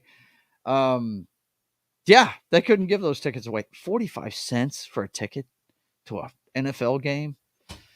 You're just making concession money then. What the fuck, man? You know what I mean? If they're ever going to pay for that. But yeah, so my next question is go. What did you guys think of the halftime show? Sucked. Did you watch it? Yes. Yeah, I watched it. Watched it from beginning to end. I thought they fucked his mic up at the beginning of it. They fixed it. I do too. When he changed clothes, they fixed that. But his mic was fucked up at the beginning of it. You couldn't hear half of it. What was fucking me up is they didn't show the grandeur of the fucking whole stage till the last song he did. The rest of the time, it was like they were doing close-ups of him the whole fucking time. I was like, Dude, we're not seeing the stage. We're not seeing the grandeur of this. What the fuck is going on here? You know? Yeah, when Rihanna did it, you saw all those dancers. You saw when the pregnant chick was walking from box to box. You saw all of it, right? They kept that camera right on Usher the whole fucking time. I was like, oh yeah, what the fuck, man? What is going on here? And when he finally did his big song at the end of it, they finally had a big, long, wide shot of the stage and everything, but they didn't do that, but like a couple of shots, and that was it. And then they were right back up as, it was like they were taking medical pictures of him or something. I don't know what the fuck they were doing.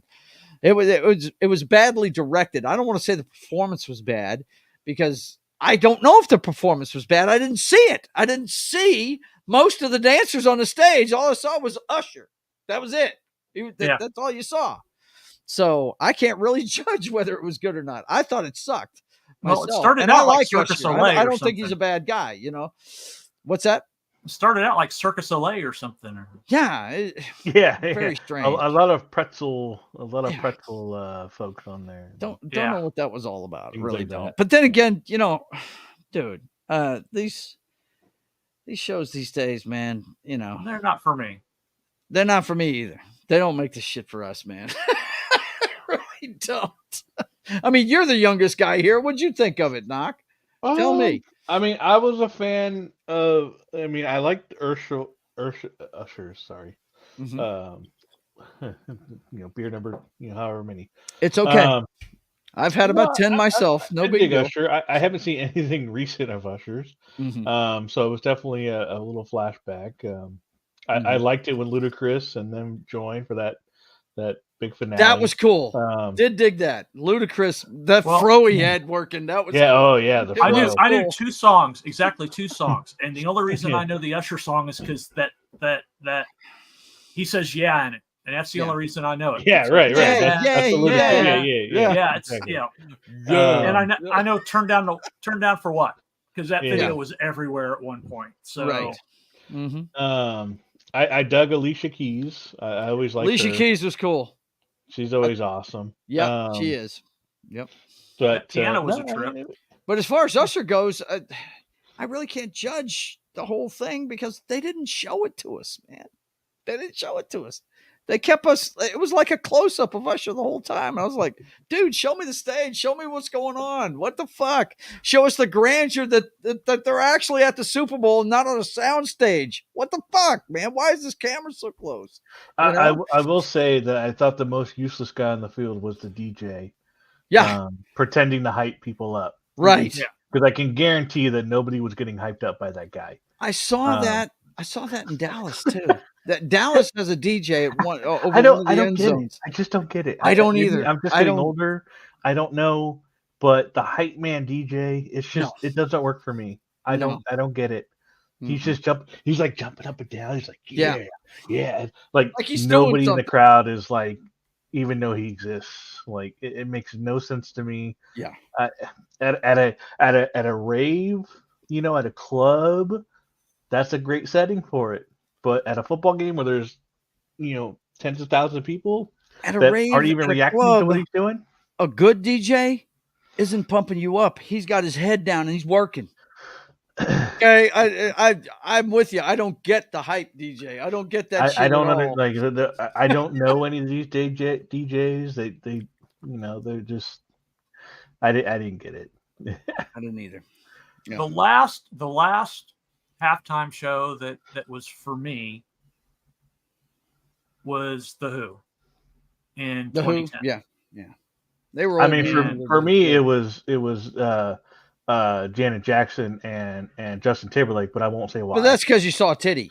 Yeah, right. So I didn't know I saw it at the time, but I saw it, and that was before right we could there. rewind. You can't tell me that wasn't planned. Because she had a nipple ring on that looked like a sunburst. Like it was a star. Yeah, it was a star. Come on, man. You can't tell me that was a malfunction. Bullshit. That was before we could rewind. So I didn't realize I saw it, but I saw it. A little bit more recently. I think he's done it a couple of times. I wouldn't mind seeing Bruno Mars again. He's done it twice. The guy puts on one hell of a halftime show. I dig Bruno Mars. But none of them compare to what Prince did in 20. No, none of them do. I mean, how about Michael Jackson coming out of the stage and just standing there? Yeah. And the whole crowd going bananas. I mean, there was 80,000 fucking people at this thing losing their fucking minds, and he didn't do anything but then stand there. And then he did this. He come out there like this, with his head one way, and then he went like this, and they went bananas for another minute straight. He didn't do anything. No music playing, nothing. He just showed up. Mike did. I mean, that's how big he was at the time, though. It was around the time of Beat It and all that stuff. But yeah, you're right. The one with Prince in the Rain was pretty damn awesome, dude. Yeah, that's pretty cool shit. I was talking about recent days, the newer crop. Now, me personally, you guys know I'm a dirty old man. I dug it when Shakira, Super Bowl 54. Yeah. And I got to see it again because they were showing the halftime too. Shakira making Jennifer Lopez look like an old woman. Loved every second of it because I love Shakira, but as far as total shows go, I think of the recent generation guys, I think Bruno Mars is doing it the best. And he's done it twice already. And I hope they bring him back again because he's really good. That guy's great. I'd like to see them actually go rock next time. Because, I mean, this is the thing. Guys, if you follow the music scene, country and rap have taken over the rock market. And it sucks. I'm a rock fan myself, You have to search for good rock and roll bands now. You do. I mean, newer upcoming bands, you have to search for them. They're not on pop stations. And I don't know about you, but I don't have a station in town where I can listen to new rock and roll. It's just not out there. Well, there's one in Kansas City for me, but I listen to Spotify. I've got a playlist. I mean, I just, it's like new music. Boom. If I want to hear something new. I'd love to see some guys out there with some axes just throwing down. That would be awesome. Oh, yeah.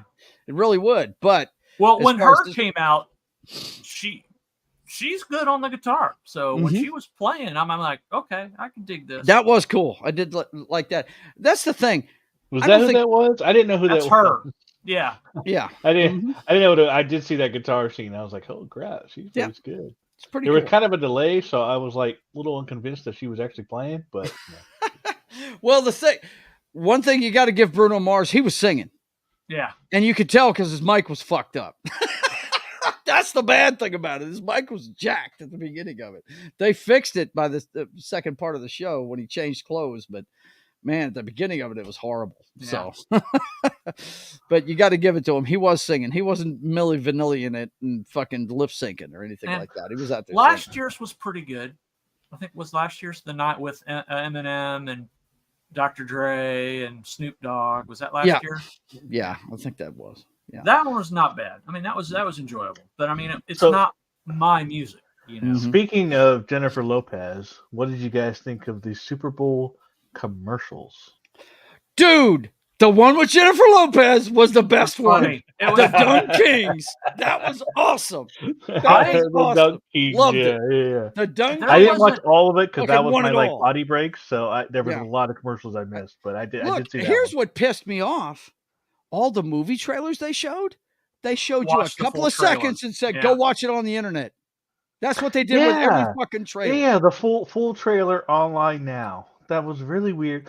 And another one was the Paramount. That was very strange. In the same section of commercials, you had the first Paramount commercial, and then you had the extended Paramount commercial. Right. And that was very weird. Yeah, it was. Why would you have the same Paramount and then one that was a little bit longer in the second? That didn't make any sense to me. Although Patrick Stewart ripping off his outfit or his coat and being in the old school football outfit. No, the commercial was great. Throwing the kid from was it Hey Arnold or whatever? Hey Arnold, as a foot. Yeah, that was cool. funny. That was funny. And we need somebody that's and it was to Creed. And it was to Creed, and I'm gonna go see Creed this summer. Yeah, and I thought that was the greatest thing. Can you take me high? You guys, I don't think I've ever told you this, but it was kind of funny when we heard Creed on that ad, because I proposed to my wife right before the first show, right over here at Century Tel, in 2000. I proposed to her right before we went. It was fucked up. I had to go pick up the ring, but she was with me. So I proposed to her in the middle of service merchandise, man. That's where I got the fucking ring at. And got on a knee and gave her the ring there. You couldn't leave her outside? Like, leave her in the No, I parking couldn't lot leave her or something? outside. She was with me, man. You know, just the way things go. Just stay here. Trust me. Just stay here. Right.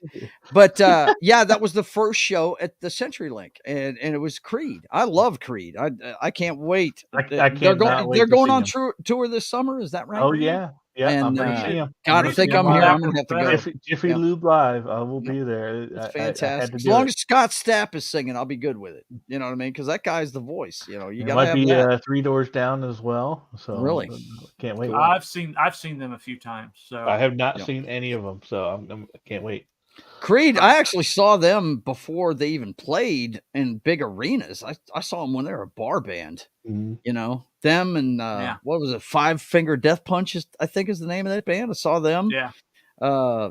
Avenged Sevenfold is another one I saw on the club circuit when I was a bartender. Avenged Sevenfold has good. Seven It was Guitar Hero that got me on them before they had their first. There was a lot of those guys I saw in the clubs before they even.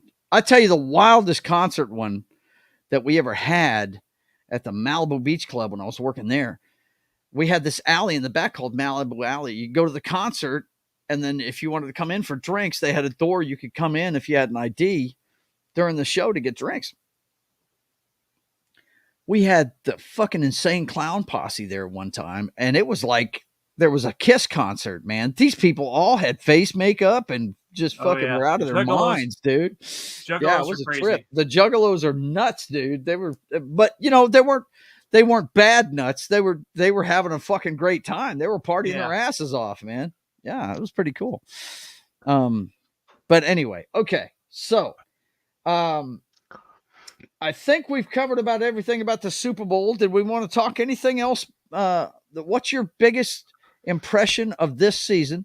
I think the turnaround in the Detroit Lions is probably the biggest story. I think the only one that comes closest to define this season would be the backup quarterbacks that showed up and played great. I mean, there's some guys that got paid this year just playing this year.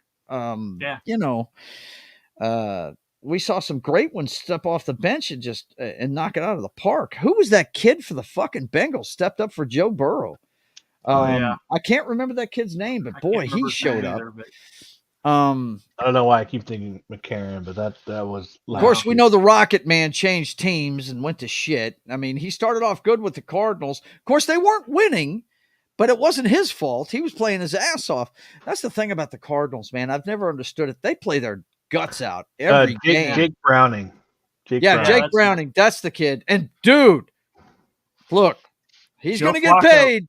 And he needs to because he's got one hot fucking girl, man, that he's about to get married to. Goodness. Jesus Christ, that girl's a babe. I about fell out when I saw her. I was like, Joe Flacco coming off the couch. Yeah, Flacco. Joe Flacco coming off the couch, man.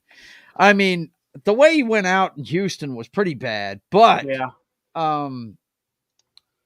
boy, what a great ride he had. You know, I know Knock was getting tired of hearing the Flacco songs, but man, I was enjoying it, dude. I really was.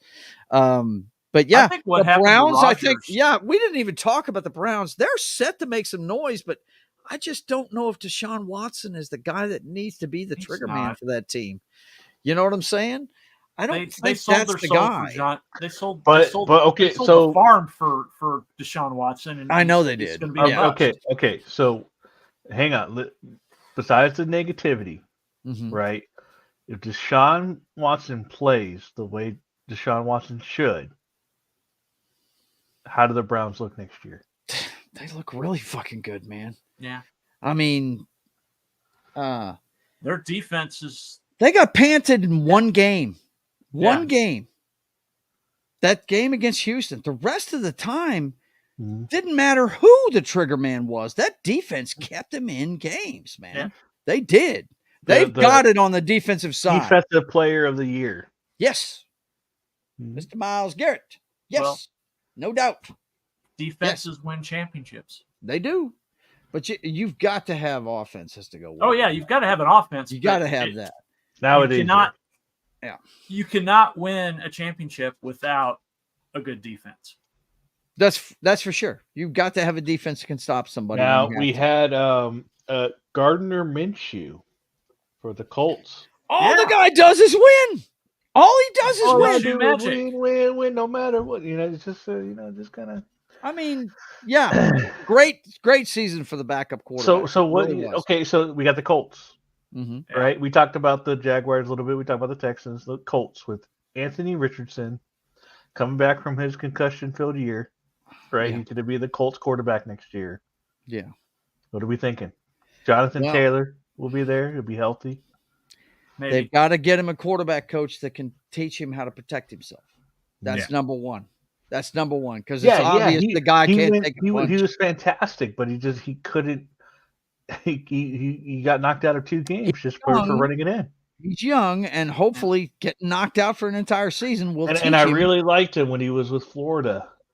This has been part of my exploration into college football. I did watch him while he was at Florida, and it was awesome, and I was pulling for him. But you have to admit he's a work in progress. He needs to be coached properly. Oh, I believe the word is raw. Yeah, he is raw, no doubt. He's got to be polished. He's got a lot of polishing to do there. Yes. Can we talk about how awesome Aaron Rodgers' season was?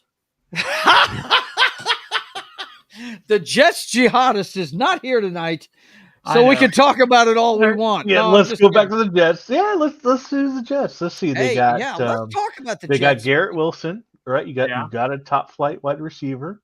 Guys, right? You really look at it, they've got everything but the trigger man. Yeah, the defense. Yeah. This would have been a totally different defense for the Buffalo Bills, for the Miami Dolphins, if Aaron Rodgers plays. I'm sorry. It would have been. It would have been a totally different season. They would have been competing. There would have been 3 teams competing for the lead in that division. It's obvious to me that Real Wade Nation was dropped on his head as a child. Yeah, I saw it. I'm not even... You notice I'm not even putting his stuff up there. Yeah. I mean, come on, give me a break. But I love you, Wade, but you're spouting some seriously silly shit over there in the chat. He's trolling. See, he's laughing at it. He knows he's trolling. Yeah, dude, it would have been a totally different season in that division if he doesn't blow his Achilles on the 4th play from scrimmage of the the 3rd play from scrimmage of the Jets season. Has there ever been a more hyped moment? Dude, there has been. Kevin Nash coming into the ring, getting the hot tag, coming into the ring and tearing his quad. Stepping into the ring. That's you went to wrestling for that one? My wrestling. I was just going to say the super team. Michael Vick's Philadelphia Eagles. I was going to say the super team myself. The Vince Young comment. Oh, I remember that. I will never forget that. The Vince Young comment. This is the dream team. This is the dream team, baby. Yeah. You put the kibosh to that quick. They were supposed to be, man. They were supposed to be just world beaters, and they look like talk about a team that just could not mesh. No, too many alpha dogs on that team right there. Well, it was nasty. Who was there? Was that Andy Reid during that time? So I need to skedaddle. So. All right, man. We're fixing to shut it down pretty quick. Quitter. Right, so. Quitter, he's got to work tomorrow, bro. He might have just won another. He might have just won his 3rd championship in 5 years, but he has to go make a living tomorrow, bro. Yeah, I'm not Patrick Mahomes. We're off tomorrow. You guys don't work tomorrow. I do. So you're not going to Disney World because I scheduled it off months in advance. I scheduled it off. I don't have the time yet to take it off. Yeah, he just got this job. I just went back to work, so I don't have the all right, get your ass to bed, old man. Congratulations on your 3rd championship in 5 years, Mr. Dynasty. I will see you guys obviously Wednesday. Yeah, we'll see you Wednesday. And as far as this show goes, we will see you for we're not doing a combine show. That's too boring. No, we're not doing that shit. For the draft. It's going to be the draft. 5-hour draft night. Can't wait. That's it. That was so fun last year. And we're going to do it again. So, all right. So I will see you Wednesday. Be good, man. All right. Have a good one, guys. Bye. All right, buddy. All right, man. So, what else you want to talk about with this season? Let's see. Biggest disappointments this year. What was your team that you had? Do you even have our list from earlier in the year? Do you have that somewhere? Like our division predictions, our Super Bowl predictions. I'm curious. I don't remember them at all. Hang on 1 second. I would be curious. I may have to get up. Just hang on. I think I do have it. Just hold that thought. I'm going to put on a trailer for a couple of seconds, and I'll be all right. Let's do it. All right, hang on, guys. We will be right back. You get to watch Bobby McRae destroy Kurt Warner, maybe a couple of times. You might be able to see it a couple of times while I look for this thing. But hang on, we'll be right back.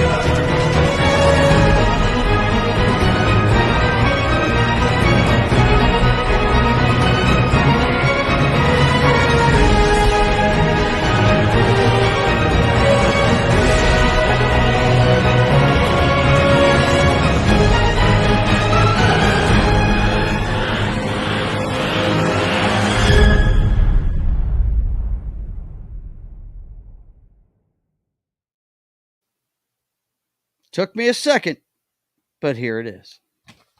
I have found it. Oh, man. I have found the predictions.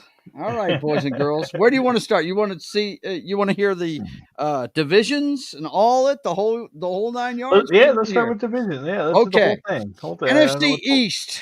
My man Knock predicted Philadelphia would win that division. So did the rest of us. I think they did. Yeah, we were wrong. Did they not? Did they? Oh, the Cowboys got it. The Cowboys won that division, my friend. The Cowboys won that division. They bailed so bad at the end of the season that they lost right at the end. Oh, Philly. Let's see. The South. Knock predicted Atlanta would win that division. They were close. Myself and Matt. I think everybody was close. Yeah, John wasn't there for our first show. This is Small Time Republic, Matt. Mm-hmm. Matt and I predicted that the New Orleans Saints would win that division. Nobody got that one right either. The Tampa Bay Buccaneers won that division. They both had a chance at the end, though.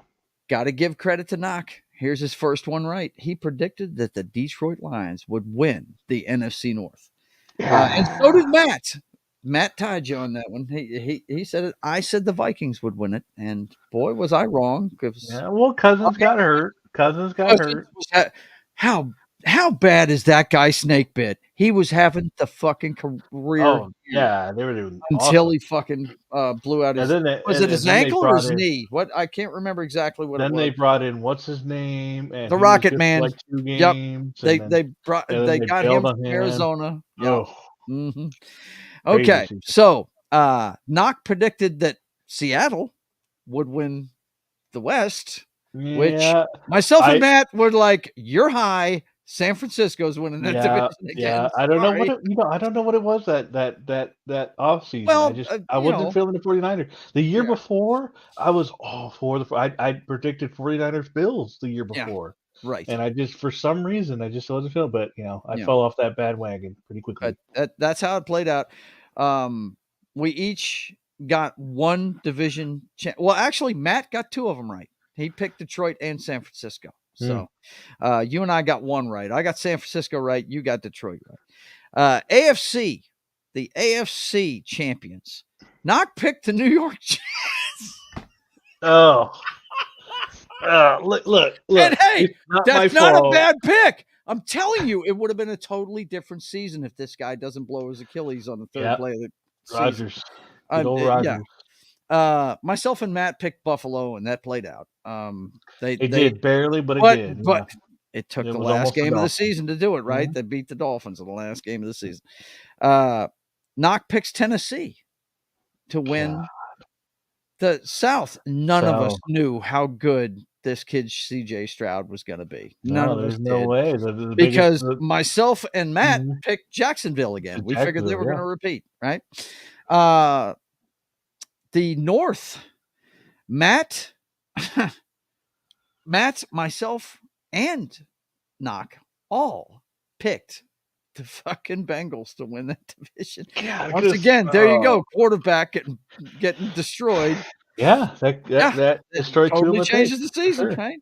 I mean, Browning did good stepping in, but he did, and it was a clean sweep for all of us picking Kansas City. So you only got one in the AFC right. Myself and Matt got 2 right. We both picked Buffalo instead of the Jets. So yeah. Okay. NFC wildcards. Okay. Knock picked Dallas, Vikings, and San Francisco. Vikings didn't make it. And Dallas and San Francisco ended up winning their divisions. I picked Detroit, Dallas, and Seattle. Okay, Seattle didn't make it. Detroit and Dallas won their divisions, and Seattle didn't make it.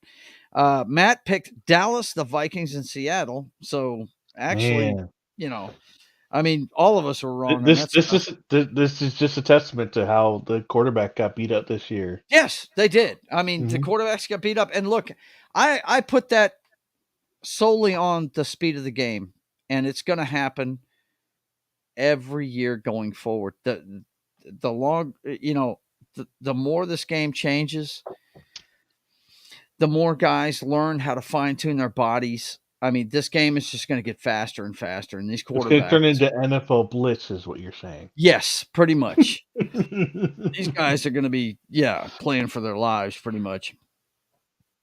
The AFC wild cards, Knock picked Buffalo, Baltimore, and Denver. I picked Baltimore, Pittsburgh, and the New York Jets. All right. Okay. Pittsburgh made it. Baltimore.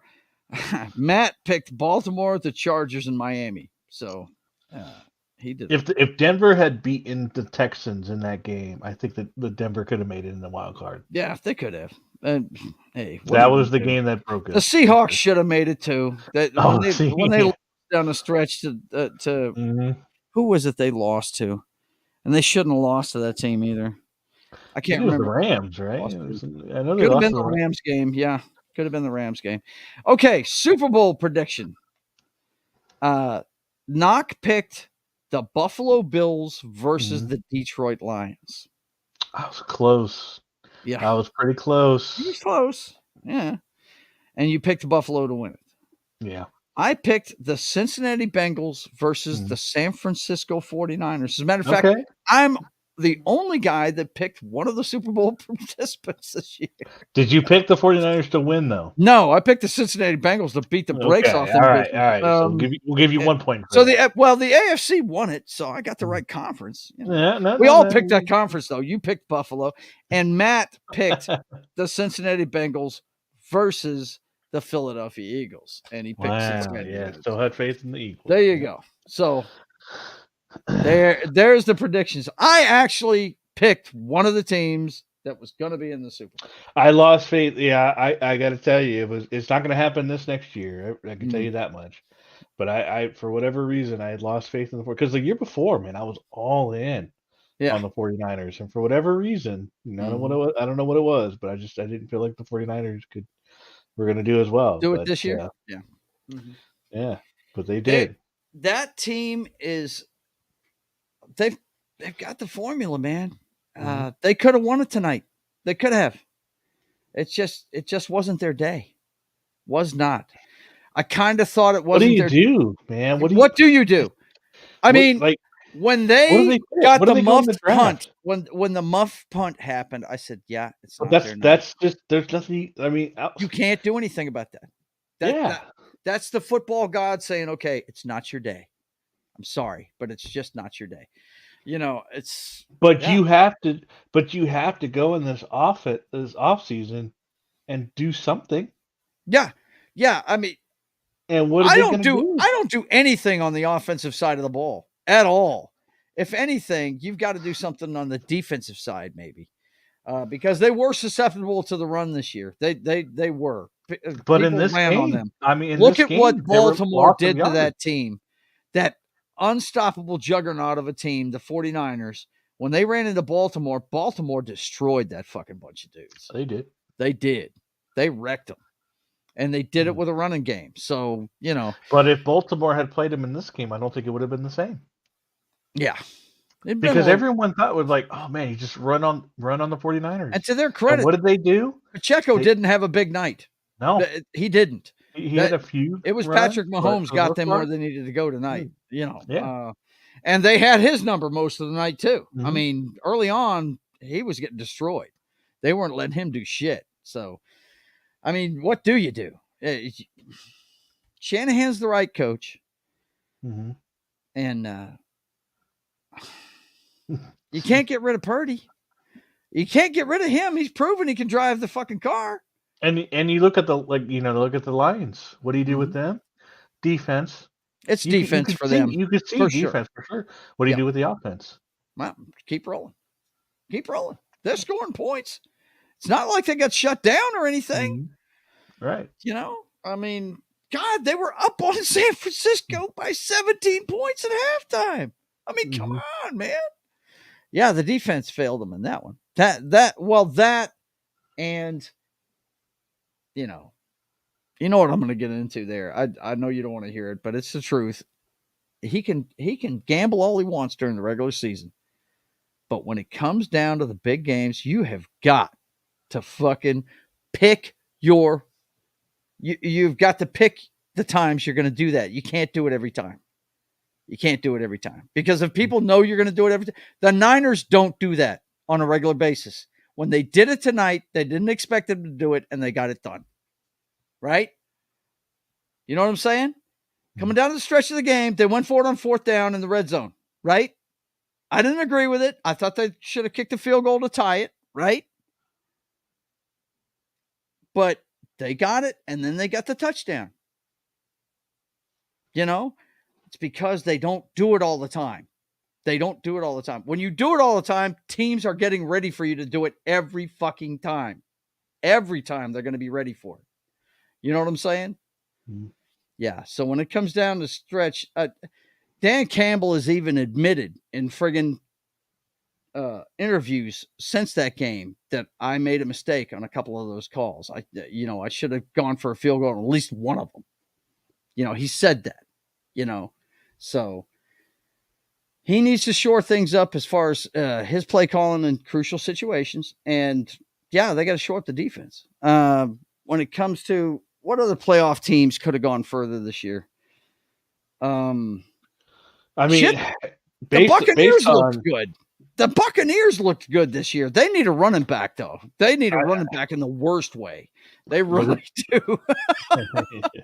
White is not bad, but for me, it was the Browns. Yeah. I mean, just wow. What better 5C team could you get? Just how dominant they were. Yeah, they were.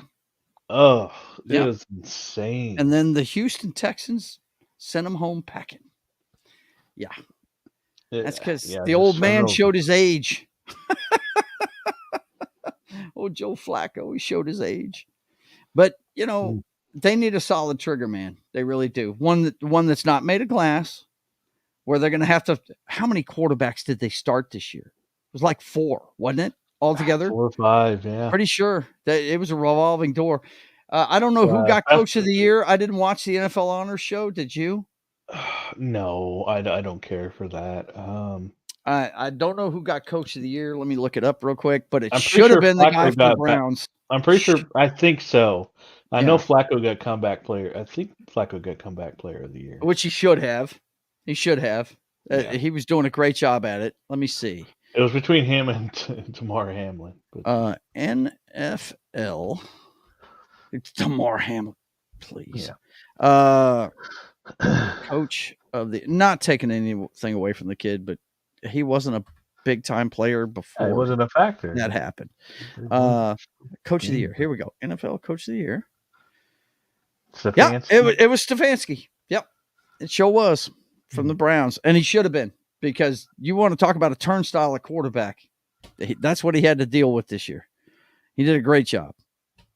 And so what's the bottom? Let's say the bottom 10 teams. Well, we know what they are. Look up the draft order. Yeah. That's all you got to do, man. Look up the draft order. NFL draft order.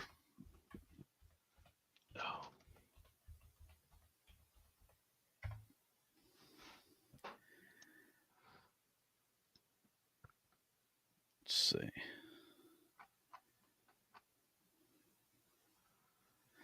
It was Carolina, but Bears got their pick. Mm-hmm. You got Commanders. Yeah, but Carolina's the worst team then. Okay. Mm-hmm. Next. You got the Commanders. Okay. You got the Patriots. Uh-huh. You got the Cardinals. Yeah. You got the Chargers. Okay. You got the Giants. Uh-huh. You got Tennessee. Okay. You got the Falcons. Okay. You got the Bears. Uh-huh. And you have the Jets.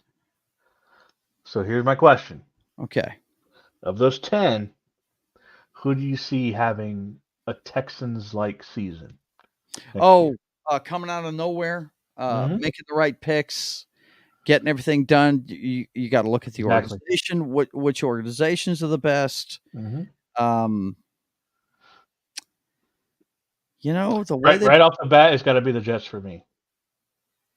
Well, yeah, they're sitting at number 10, and they're going to have a fucking Hall of Famer under center starting. I think that's the obvious one. That's the obvious one. Out of the rest of them, I really think that the two that if they get the right guy, they right pieces in a few places. Look, the Cardinals, I don't know if you've watched them play, but they're in every game. Mm-hmm. They are in every game. They have an opportunity to win every game they're in. They compete like it's nobody's business. And they've been that way for a long time. And I think that speaks to their organization. Could you say we are who they thought we were? No, not at all. But I'm just saying, if you got the right, folks. If they don't fuck up their draft, that team could turn it around and make some noise in that division. I think the Chargers got to be put on that list. Well, because of Harbaugh, he's gonna look at what they got, and he's gonna fill the slots that they need help in. The Giants, dude, if they got a trigger man that was worth a shit, they could do something. They've got a good defense.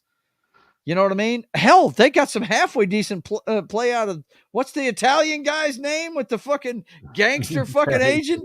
What the hell was his name? Well, no, he fired him after the pizza incident. Did he? What was his name? I can't remember his name. But man, I don't remember. They were winning games. You know, if they got a little help at the quarterback position, anybody but Daniel Jones. I believe what my brother said about halfway through the season may be correct. Anybody with the last name of Jones does not need to play quarterback in the NFL. He was talking specifically about Matt Jones of the Patriots and Daniel Jones of the Giants. They threw all this money at Daniel Jones because he had one great game in a playoff game. One game. The rest of the time, that guy looks like a total idiot at the helm, man. He really does. Because they got Saquon Barkley. He's one of the best fucking athletes in the NFL, man. I love watching that guy play. It's just he's on a bad team. And they got a halfway defense, you know. If they make the right calls, I can see the Giants having a good season. I don't think Washington's going to have a good season, no matter what they do. They've got too many holes, man. I think they got the quarterback, though, and that can take you a long way. If you can shore up that offensive line. I don't know. There's a chance that they might draft another quarterback. God. If they stay at that number 2, I feel like they're going to go quarterback. Yeah. They you know, and I think the main thing was they drafted at number 2 Young. Yeah. And then they shipped them off to 49ers. So, I mean, I don't think they're going to go defense again. Yeah. Do you think it's quarterback? Yeah. Mm-hmm. But Howell's showing he's got some moxie, man. That guy can play. If you to protect him, my God, his problem is he's fucking getting killed every game. I agree, but this is a new staff, new owner, new GM, new everything. Yeah. And what do you not want to do? You don't want to keep the remnants of a previous regime. And how do you start with that? You get your quarterback. It's probably the main reason why they shipped both of their fucking world-class defensive ends off at the trade deadline, because they knew they were changing gears. Yeah, they were trying to build some draft capital. Yep. The Jets. That's an easy call. I mean, Rodgers is not going to go down 3 games, 3 plays into the season again. And we know that guy does stuff that is uncoachable. You know, he does. And it's so crazy that the Jets still won that game too. They did. You know, the Buffalo. And then it went, and then their season just went to shit. Yeah. Basically, after they beat the Broncos, of course, they just went downhill straight from there. Nathaniel Hackett had his game, and you know they had their emotional moment, and then that was it for the rest of the season. They have gone all in with their deal with the devil. So they're stuck with Hackett and Aaron Rodgers, right? So they're going to live and die with those two. And basically, the only reason why Nathaniel Hackett's there is because he'll do what Rodgers tells him to do. You know what I'm saying? I mean, that's why he's there. That's the only reason why they kept him, because they know Rodgers got to be there. They got to keep Rodgers happy because he's going to be their quarterback next year. So how do you, man, that's such an impossible situation though. Right. If he goes down, you're fucked. You're putting all your eggs, you're literally putting all your eggs in one basket. In what, 3 or 4 plays? Yeah. That's insane. Yeah. Yeah. It happened. Happened bigger than shit. He wanted to come back by the end of the year. I was like, dude, why would you even? Why? No, there's no point. It makes no sense. Yep. If they were close, and it was looking like at the beginning of the year, what were they, like 4-2 at one point or something like that? And yeah, they were doing all right. You know, they were doing okay. And then Wilson went Wilson. You know, which he's apt to do. But you got to give it to the kid. He's growing up. He actually took accountability for it this year. Like, you know, the year before he was like, "Oh, it's not my fault." I mean, one of the mistakes was them getting Cook and then not using them. Yeah, it makes no sense to me. Why on earth would you get that guy and then not do anything with him? Yeah. Why would the Vikings ever let him go? Like, it just. Yeah. There was a lot of off-season stuff that the whole running back situation right before the season started, where they weren't paying them. Yeah, Barkley just got a 1-year deal. There's no even guarantee that Barkley will be back with the Giants next year. They don't believe they think that they can stick anybody in that position, and I don't know. I think it's just as important. It's not as important as the quarterback position, but it's close. You've got to have somebody you can count on. I mean, I know they count on McCaffrey. They count on that dude. I was going to say the 49ers, they still got a fullback. Yeah. Yeah. Dude, and it was so great to see Juszczyk make some big plays in that game. He absolutely did. Because he was the guy that was killing them in the last time they played each other 4 years ago. He was the one that scored the first touchdown. I mean, you know me, I love fullbacks. The more teams try to get rid of them, the more I love them. On that 4th and 1, one of the 4th and 1 plays that they did, I was really surprised it wasn't a fullback just run up the middle. Right. Yeah. Why wouldn't you just pound it straight ahead? I think that was the one that went to Kittle or somebody on the flat or something like that. I was like, why don't you just put fucking Juszczyk and just go up the middle or something like that? That was a battle. Those guys were getting beat up out there. Both sides of the ball. They were the Niners and the Chiefs. All of them were. I was a little surprised. They left it all in the field. It was pretty cool. I was a little surprised at the 49ers, like the one where McCaffrey just got stuffed in the backfield. I was surprised that it wasn't a play fake and just thrown to the flat or something like that, or Kittle or something like that. Yeah. And I feel like they could have faked one of those and gotten pretty big yardage. Right. The Chiefs had some plays that went for negative yards that were silly looking. I was like, God, Reed, really? You're gonna try this shit against this? Especially when they started out, they got that fumble and then they just did seemed like the first 2 drives was nothing but negative plays. I was like, Jesus Christ, yeah, third and 15 both times pretty much. All right, well, what else you want to say about this season, brother? It's over. We got it. What now? When does the UFL get started? March 30th. Do you and I need to do a UFL show? I don't know. I don't even know if I'll be able to watch. I'm canceling my YouTube. After this. Yeah. My YouTube TV. I'm going to wait until. And by the way, obviously not paid by YouTube TV, but it was awesome this year to have YouTube TV with a Sunday ticket, and I'm definitely going to get it next year. But in the meantime, I'm going to cancel it because I don't watch YouTube TV at all outside of football. And that's what you should do. I mean, I've talked to my wife about this.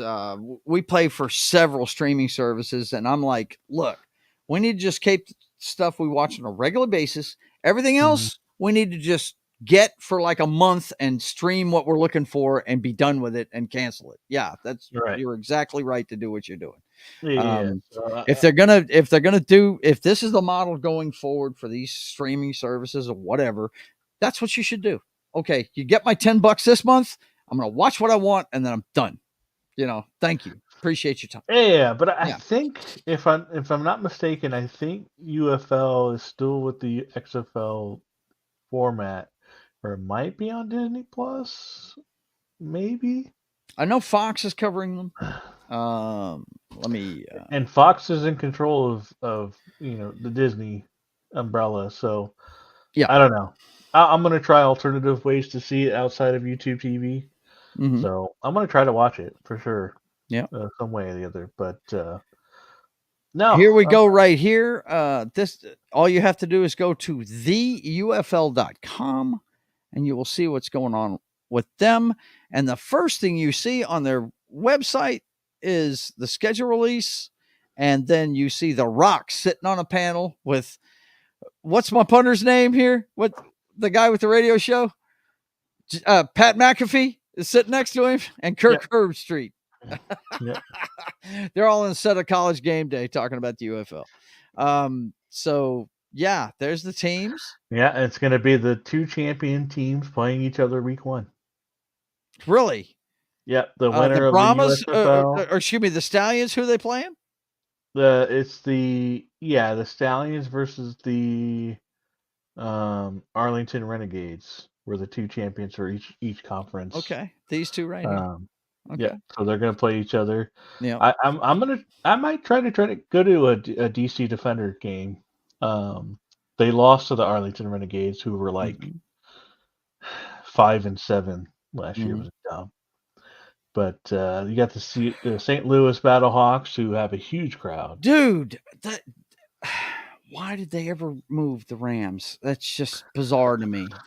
This minor league team, spring league team, is drawing 30,000 people to their games. It's ridiculous how many people are coming to that game. They did. Yeah, it's crazy. The DC Defenders had the Red Cup snake. Okay. That was their little claim to fame. They had a huge snake that started at the bottom of the stadium and went all the way to the top. Wow. So that's a thing from now on. So okay. One poor soul was at the bottom of the stadium holding red cups for the entire game. Wow. Yeah, there's a designated guy. Let's see if we can see where to watch it at, though. Let's see. I think last year was like mostly like Fox, ESPN. Looks like it's ESPN and Fox. That's who's going to be covering it. Yep. ABC. Oh, okay. Hang on. ABC's got 10 games. Fox 21. ESPN 10. Wow. Okay. And the final game is at the Hall of Fame. Canton. Yep. Canton, Ohio. Okay. That's where they do the championship game. Very cool. Well, football is not over. Let's see. They're going to start the season. Let's see. Kicks off on Saturday, March 30th. So we've got what? A month and a half. Yeah. A little over a month and a half till we got some football back again. Opening weekend matchups, like you were saying. You've got the champs versus it's 18 Renegades. total. You got the formerly XFL as a conference, and then you got the formerly USFL as a conference. And they're starting out with 8 teams for this one. It'll probably get expanded. I am a little sad that the Seattle Sea Dragons are not in this one, but hopefully they'll come back. They probably had the coolest uniforms of all of them. But there you go. That's the football we got coming up. Yeah, so. And the 2 teams I went for, the DC Defenders and the Stallions, are the 2 teams that are in here. Oh, very cool, man. Very cool. I think if I had to pull for one of these teams, I think it's great that they've got the Houston Roughnecks looking a lot like the Houston Oilers of the old days. Yeah, Wade Phillips was their head coach last season. I think he went to a different team, but that's kick-ass. Memphis Showboats, that looks cool. But I probably have to root for Houston. They're the closest ones to me. You know, so San Antonio Brahmas, gee. Can't tell that's the XFL team with the Rock, right? That was Hines Ward's team. Yeah, he was the head coach of that team. Yep, sure was. Yep. Okay, boys and girls, I think we're about done. I don't know about you, Knock, but I'm running out of gas, man. It's been I got one more beer left, so I'll probably watch something before I go to bed. I've got half a case in the fridge. I might go play a game or something, but I am done talking in this microphone. I can tell you that. Yeah, but it's been a fun season. It's always fun talking football with you, man. You and I started the show. We've got a few cast members added, but it's all friends talking football, man. That's the thing about it. Guys that love the game and have been watching it their whole lives. Wait for the draft. Last year's draft was so much fun. That was a ball. That was a lot of fun. It was great having John on the ground there in Kansas City. 5 hours. Yep. 5 hours. We went for 5 hours. Sure did. Yeah, man. So much fun. And why not? The drama in the beginning of it between the Texans. Yep. And what they did. It was so much fun to watch. Yeah. Hey, man, they got the quarterback for both sides of the ball. And apparently they've got a good coach because he took them a long way this year. They played a lot better than I thought they would. And you know what? That's the guy that Frank Reich wanted. That's him. I don't know if you've seen the pictures, but Frank Reich has got his arm around him at the draft going, yeah, man, I want you. If you drop down to me, I'm going to get you, with the Panthers. But Houston snatched it out from under him, dude. And they ended up with Bryce Young. So from what little you know of the college football, who's your number one pick? Oh boy, this year in the draft, and the Bears are picking. So you got to look at the organization first of all. You got to look at their game plan and what they do. As you They've already got Fields. We're going to discuss this again, when on draft day. They've got right Fields. Now. Yeah, they've got Fields though. Are they looking for a quarterback? Because Fields has actually turned it around a little bit, man. I don't dig his game, but the guy's talented. Do you keep going with that guy? Or do you start one of these dudes? Everybody I've seen, if I had to take a quarterback in the first round, I'd take the fucking Heisman Trophy winner, man. That guy is fucking phenomenal. The dude from LSU. Jaden Daniels. Jaden Daniels, man. That's who I'd take. I mean, the guy can do it all. He can throw from the pocket. He can fucking run. The guy's. So do you think the Bears get him? Or do you think the Bears? That's the thing. You got to look at the organization. I already tapped that down. Do they want to move away from Fields? I mean, I guess he'd fit what they're doing now because Fields is a running quarterback. So he'd fit that system. But are they going to keep doing that? Well, they're keeping the coach, right? That fucked up name. I can't remember his damn name, but I don't remember either. Excuse me. But he's the same kind of quarterback. Do the Bears take that, or does he want a pocket passer? Because if he wants a pocket passer, then you tell me. I don't. Other than Jaden Daniels, because that's the only guy I saw all year long. And from what I understand, there's good quarterbacks out there this year. So Phoenix. I guess number one's supposed to be the guy from Williams, USC, right? What's Caleb his name? Williams, Caleb Williams, the ex-Sooner. Bo Nix from Oregon. Yeah. Phoenix from Washington. Out of those, who do you think would play quarterback in the NFL the best out of those guys?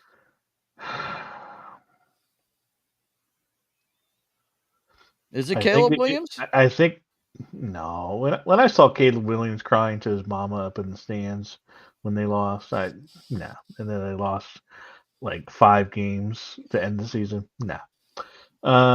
He definitely carried that team, but still, he's a mama's boy. Yeah. To me, I'd say it'd have to be between, and then of course there's Drake May from North Carolina. But I think it'd have to be against Jaden Daniels and Bo Nix from Oregon. Okay. And which one fits the Bears system better? You'd have to say Daniels, wouldn't you? He's a running quarterback. Daniels probably, Daniels more. Yeah. If it was still Matt Nagy, it would be Bo Nix. But it's not. It's Flugelmeister. I'm going to call him Flugelmeister, whatever the fuck his name is. Yeah. Eberflus, that's his name. Eberflus. Yeah. Yes. Flugelmeister, as it will form. Eberflus, formerly the artist formerly known as Eberflus, now known as Flugelmeister. I mean, he inherited Fields, and he's improved. They were winning games down the stretch. Of course, it took 3/4 of the season to get them there. Do you continue on that path, which they apparently plan to because they're keeping Flugelmeister? So, do you draft a quarterback? That's the thing. And if not, Washington's got the second pick, right? Then Washington. I really think Washington's going to go quarterback.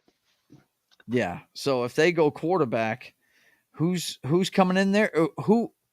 Who's the offensive coordinator that replaced the drill sergeant? Cliftonberry. Cliff Kingsbury. Mm-hmm. Jaden Daniels. Jaden Daniels is either going to the Bears at number 1 or he's going to the fucking Washington Commanders at number 2. If the Bears go with something other than quarterback, he's going to Washington. The Heisman Trophy winner is going to play for the Washington Redskins then.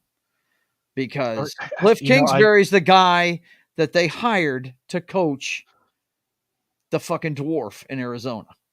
He was the head coach in fucking Arizona. I got to think that the Bears will. I think the Bears are going to trade down. That makes sense. And that makes sense. That's going to worry Washington because whoever trades it, if you're trading up to the first pick overall, you're getting a quarterback. You're getting a quarterback, and you've got a lot of holes to fill too. Mm-hmm. So, So who's gonna go first? So we got the Commanders. I don't think they're going to trade up to number 1. They're not trading up. They could do the same thing if they took Jaden Daniels from that team. They could do the same thing with one of the other guys you mentioned. One of the other guys is a running quarterback, I'm sure. So the Patriots at 3. Could the Patriots trade up? They could trade up. Yeah. If they've got Cardinals a lot of picks. At number 4. I don't think the Cardinals are going to trade up. They're not going to trade up. They're not even going to pick a quarterback. They're not going to pick a quarterback. They're going to stick with what they got. Yeah. Yeah. Mm-hmm. Chargers, not going to trade up for a quarterback. Yeah. The Giants would do it. To go ahead of the Commanders to get Jaden Daniels. Yeah.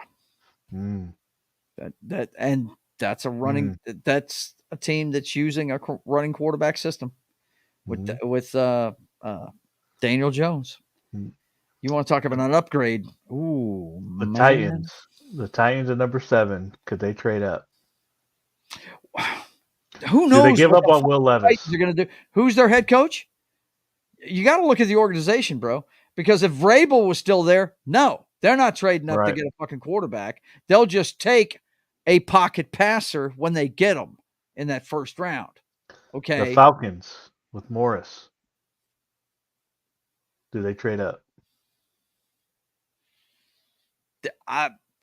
They could do it. They could lose the draft picks because they're a quarterback away, aren't they? Mm-hmm. They are a quarterback away. They are handcuffed at that position. And then you got the Bears and the Jets. So the Bears Bears have number 9, and the Jets have number 10. The Jets aren't trading up. Jets aren't going to trade. Yeah, no, they've already got one. And the Bears could just stay where they are at 1 as well if they just wanted to draft a quarterback. So yeah, and I don't know, man. Did he play good enough down the stretch to keep his job? Did Fields do that? I think if I know you gave up on him, but they actually started winning games down the stretch. I feel like if you feel like he didn't, right, you got to trade him before the draft. Right, before the draft. So if you don't trade him before the draft, you either got to trade that number 1 pick, or you got to pick, I guess, the best defensive player you can find ever. Yeah, yeah. I'm not too caught up on the defensive players in this draft. So yeah. When it comes to quarterbacks, since we're talking quarterback, I really think Jaden Daniels is going to go number 1 or number 2. If they decide to move on from Fields, they're taking him in Chicago. If they don't decide to take him and stick with Fields in Chicago and get a defensive player or trade out of it, then Washington gets him.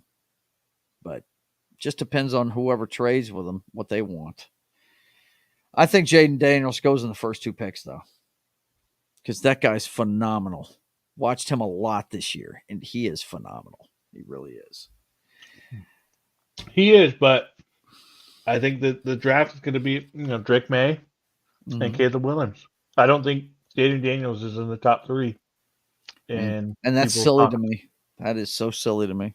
Huh? Dude's phenomenal, man. I think he needs to put some weight on, but other than that, I think he's prototypical, man. He really is. For today's game, with these running quarterbacks and stuff, I'm not saying he's as good as Lamar, but I believe his football IQ is a little bit better than Lamar's is. I'm pretty sure I can say that with confidence. But we'll see. Caleb Williams, he just looks too much like Tua Tagovailoa to me. It really does. You know what I mean? I don't know if I agree with that. Yeah. But we'll see what happens, man. We'll see. It'll be fun. We're going to have a good time for draft night. We're going to have a good time For sure. And that's when you'll see us again, boys and girls. All right, Knoxter, let's get out of here, man. Yeah, let's do it. We could talk about me and Knox could talk about football all night. We'll keep you here all night. We really need to get some rest. Let me let you know what's going on with the channel, guys. Of course, you're watching the 2023 season wrap party. We had a good time bringing it to you. It was good to see the champ, Das Wolfen, show up and hang out with us for a little bit, give us a little bit of his time, and always have fun talking to Knock about football. Tomorrow, you can see me next. I don't know if I'm going to make it on to Military Monday. Let me see. Why is that? I'll be damned. Friggin'. You know what? Sometimes I hate friggin' StreamYard. It loves to fuck up. Okay, I had to download this thumbnail real quick. The next time you'll see me, if I can get up in time, is tomorrow at 10 a.m. Central Time when I'm on Military Monday with Gary on Pop Culture Minefield. We're going to be doing Sicario 2, Day of the Soldado. And so come check us out there. A couple of Army vets talking military stuff on a military movie. Military Monday, 10 a.m. Central on Pop Culture Minefield. And then that afternoon at 4 p.m. Central Time, It's Only Talk and Roll comes your way on That 70s Rock Fans channel at 4 p.m. Central Time. And then Tuesday night, it's back to my channel for Papa Joe Gamer After Dark, video games, cocktails, and fails. I'll be playing Force Unleashed 2 this Tuesday at 10 p.m. Central Time. And then on Wednesday, I can't believe the thumbnails I put in here earlier today are not here. This is pissing me off. All right. Wednesday, you can watch State of the Atmosphere with myself, Knock, Das Wolfen, and a few others, where we talk about everything pop culture, movies, TV shows, comics, that kind of thing. Check that out at 5:30 p.m. Central Time on Wednesday.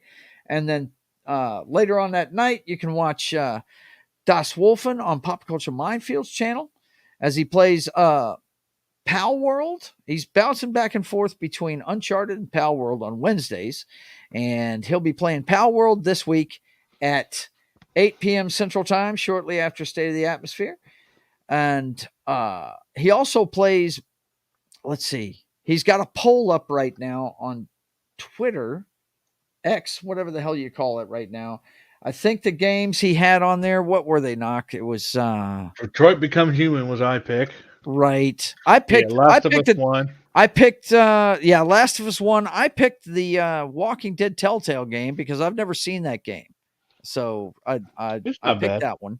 And then the last one was something I just Watchdog Legion, nobody's voted for. I was fixing to say, I heard bad things about that game. But anyway, let me go ahead and I'm going to go ahead and get that poll real quick. I think it's in Detroit Become Human is winning. Is it?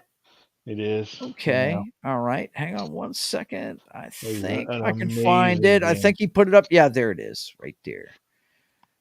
Let me see. Okay. And I can take that and grab it and put it in the chat. So, boys and girls, make sure you go over here to X and vote on that poll for the game you want to see him start on Friday. He just wrapped up Baldur's Gate on Friday, on game night on Fridays on Pop Culture Minefield. So don't forget to tune into Das Wolfen, Pop Culture Minefield, Wednesdays and Fridays at 8 p.m. Central Time to check that out. All right. And then on Fridays, does he do night? He does at night, right? Yeah, 8 p.m.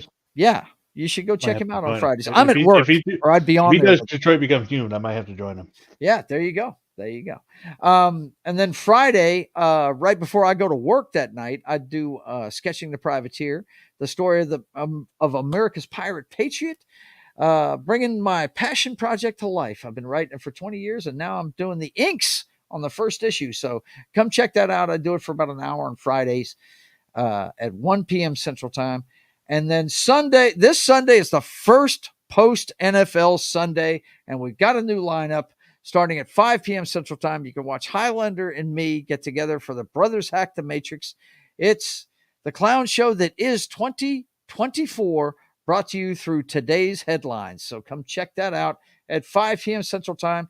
And then, excuse me, sometime I want to say about 9 p.m. Central Time, the MFR Roadhouse makes its triumphant return. Jed is hosting, and myself, Ruben, Christopher Hayes, and Sam Whitmer is going to be there. So you guys come check it out. We're the regulars, but we're going to have a lot more people than that on there. You guys come check out the MFR Roadhouse as it returns Sunday nights on this Sunday. And I'm not sure exactly the hour, but he's West Coast, so it's going to be later on in the evening. And then as soon as that show goes off, I'm going to be doing a second video game show, Papa Joe Gamer After Dark. Video games, cocktails, and fails, about 11 o'clock p.m. Central Time. So you guys come check that out. Excuse me. Damn, I got a frog in my throat. I got to get out of here. I'm about to choke to death on it, too. Look, Knock, it's been a fun season. You were here damn near every time. I think you only missed one show because of a concert you went to. But other than that, it's always fun talking football with you, man. I'm looking forward to next season. As always, we'll get together and talk our smack as we do. You got any final words for the fans before we get out of here? No, it was a lot of fun. We did our college bit.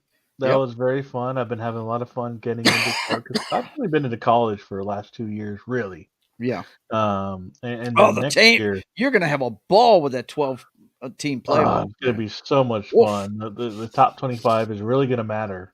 The most next season.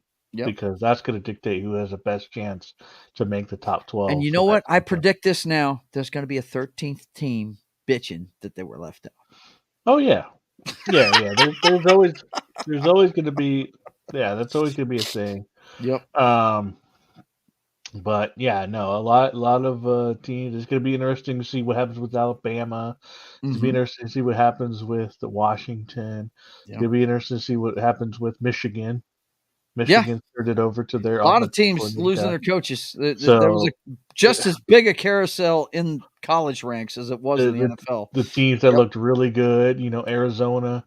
Arizona lost their head coach to Washington. Because Washington moved on. It's like they're all just exactly big circle moving around. Yep. And so it's going to be interesting, and then we're gonna. I can't wait to play NCAA. I can't wait to play that either. That's going to be fun. And do the 12-team playoff. Yes. So good. Yes, that's going to be a lot of fun. The last time that there was an NCAA game was right before they had the 14 playoffs. Yep. Yeah. And I still have my physical copy. Right? It was about a decade ago. Mm-hmm. Yeah. 2014. So. I still have my physical copy for PS3. It's worth a little bit amount of money. Yeah. I don't know how much it'll be worth after. But if you search for those online, they're worth money, dude. Yeah, because they haven't made one. They haven't made one, so it might. Those things are going to drop in price the second. Unfortunately, you might want to get rid of it here pretty soon. No, I'm never going to get rid of it. Yeah, I hear you. For all I know, they could get sued again. So yeah, right. Yeah. Okay, boys and girls, that wraps the season. We will be back next season. The next time you'll see us will be the weekend before the NFL draft. And actually, no. No, take that back. We will do the live draft show like we did this year. We will be doing that. Now, we probably won't have anybody in, I think it's in Vegas this year, isn't it? Same place they had the Super Bowl, right? I'm not sure. I haven't looked at it. No, it was in Kansas City last year, I know, because we had John right there on the ground. Mm-hmm. But we'll have to look it up. Vegas now, so probably. Anyway, yeah. Don't get me started about Vegas and the gambling and all that bullshit. Anyway, look, guys, you will see us next on this particular program during the draft next this upcoming spring. It should be, what is it, May? I think it is. I know the combine's usually it's at the end usually it's at the end of April. Yeah. Okay. So be looking for us then. We're going to have a big show then and talk about everybody that's coming out Knock will have the research ready for us on all these quarterbacks he just mentioned, plus some other players and stuff. So you guys be ready for that. And want to thank you for being here, all you guys that April watch this all 25th. season. April 25th. There you go. The end of April. We'll be right back here for the live first round of the draft that Thursday night. He's going to have to take Friday off so he can stay up all night with us. Absolutely, and for sure. Super easy to do. I have a wonderful job that allows me to be that flexible. So I will when I'm back in on Wednesday, because I took today or I'm going to take off for it because I work Thursdays now, so I'm going to have to take off. Because I was able to take off today because it's now today for me, and tomorrow Tuesday. I will, when I get back on Wednesday, I will put it on the calendar that I will be off that Friday, the 26th. And yeah, absolutely. It's going to be a fun time, man. Well, listen, you guys, thanks for watching. Knock, it's always fun hanging with you. And looking forward to the next season, man. It's going to be Seahawks. It's going to be so sad on Sunday. You know what we got to do, Joe? Now that football season's over, you know what we got to do?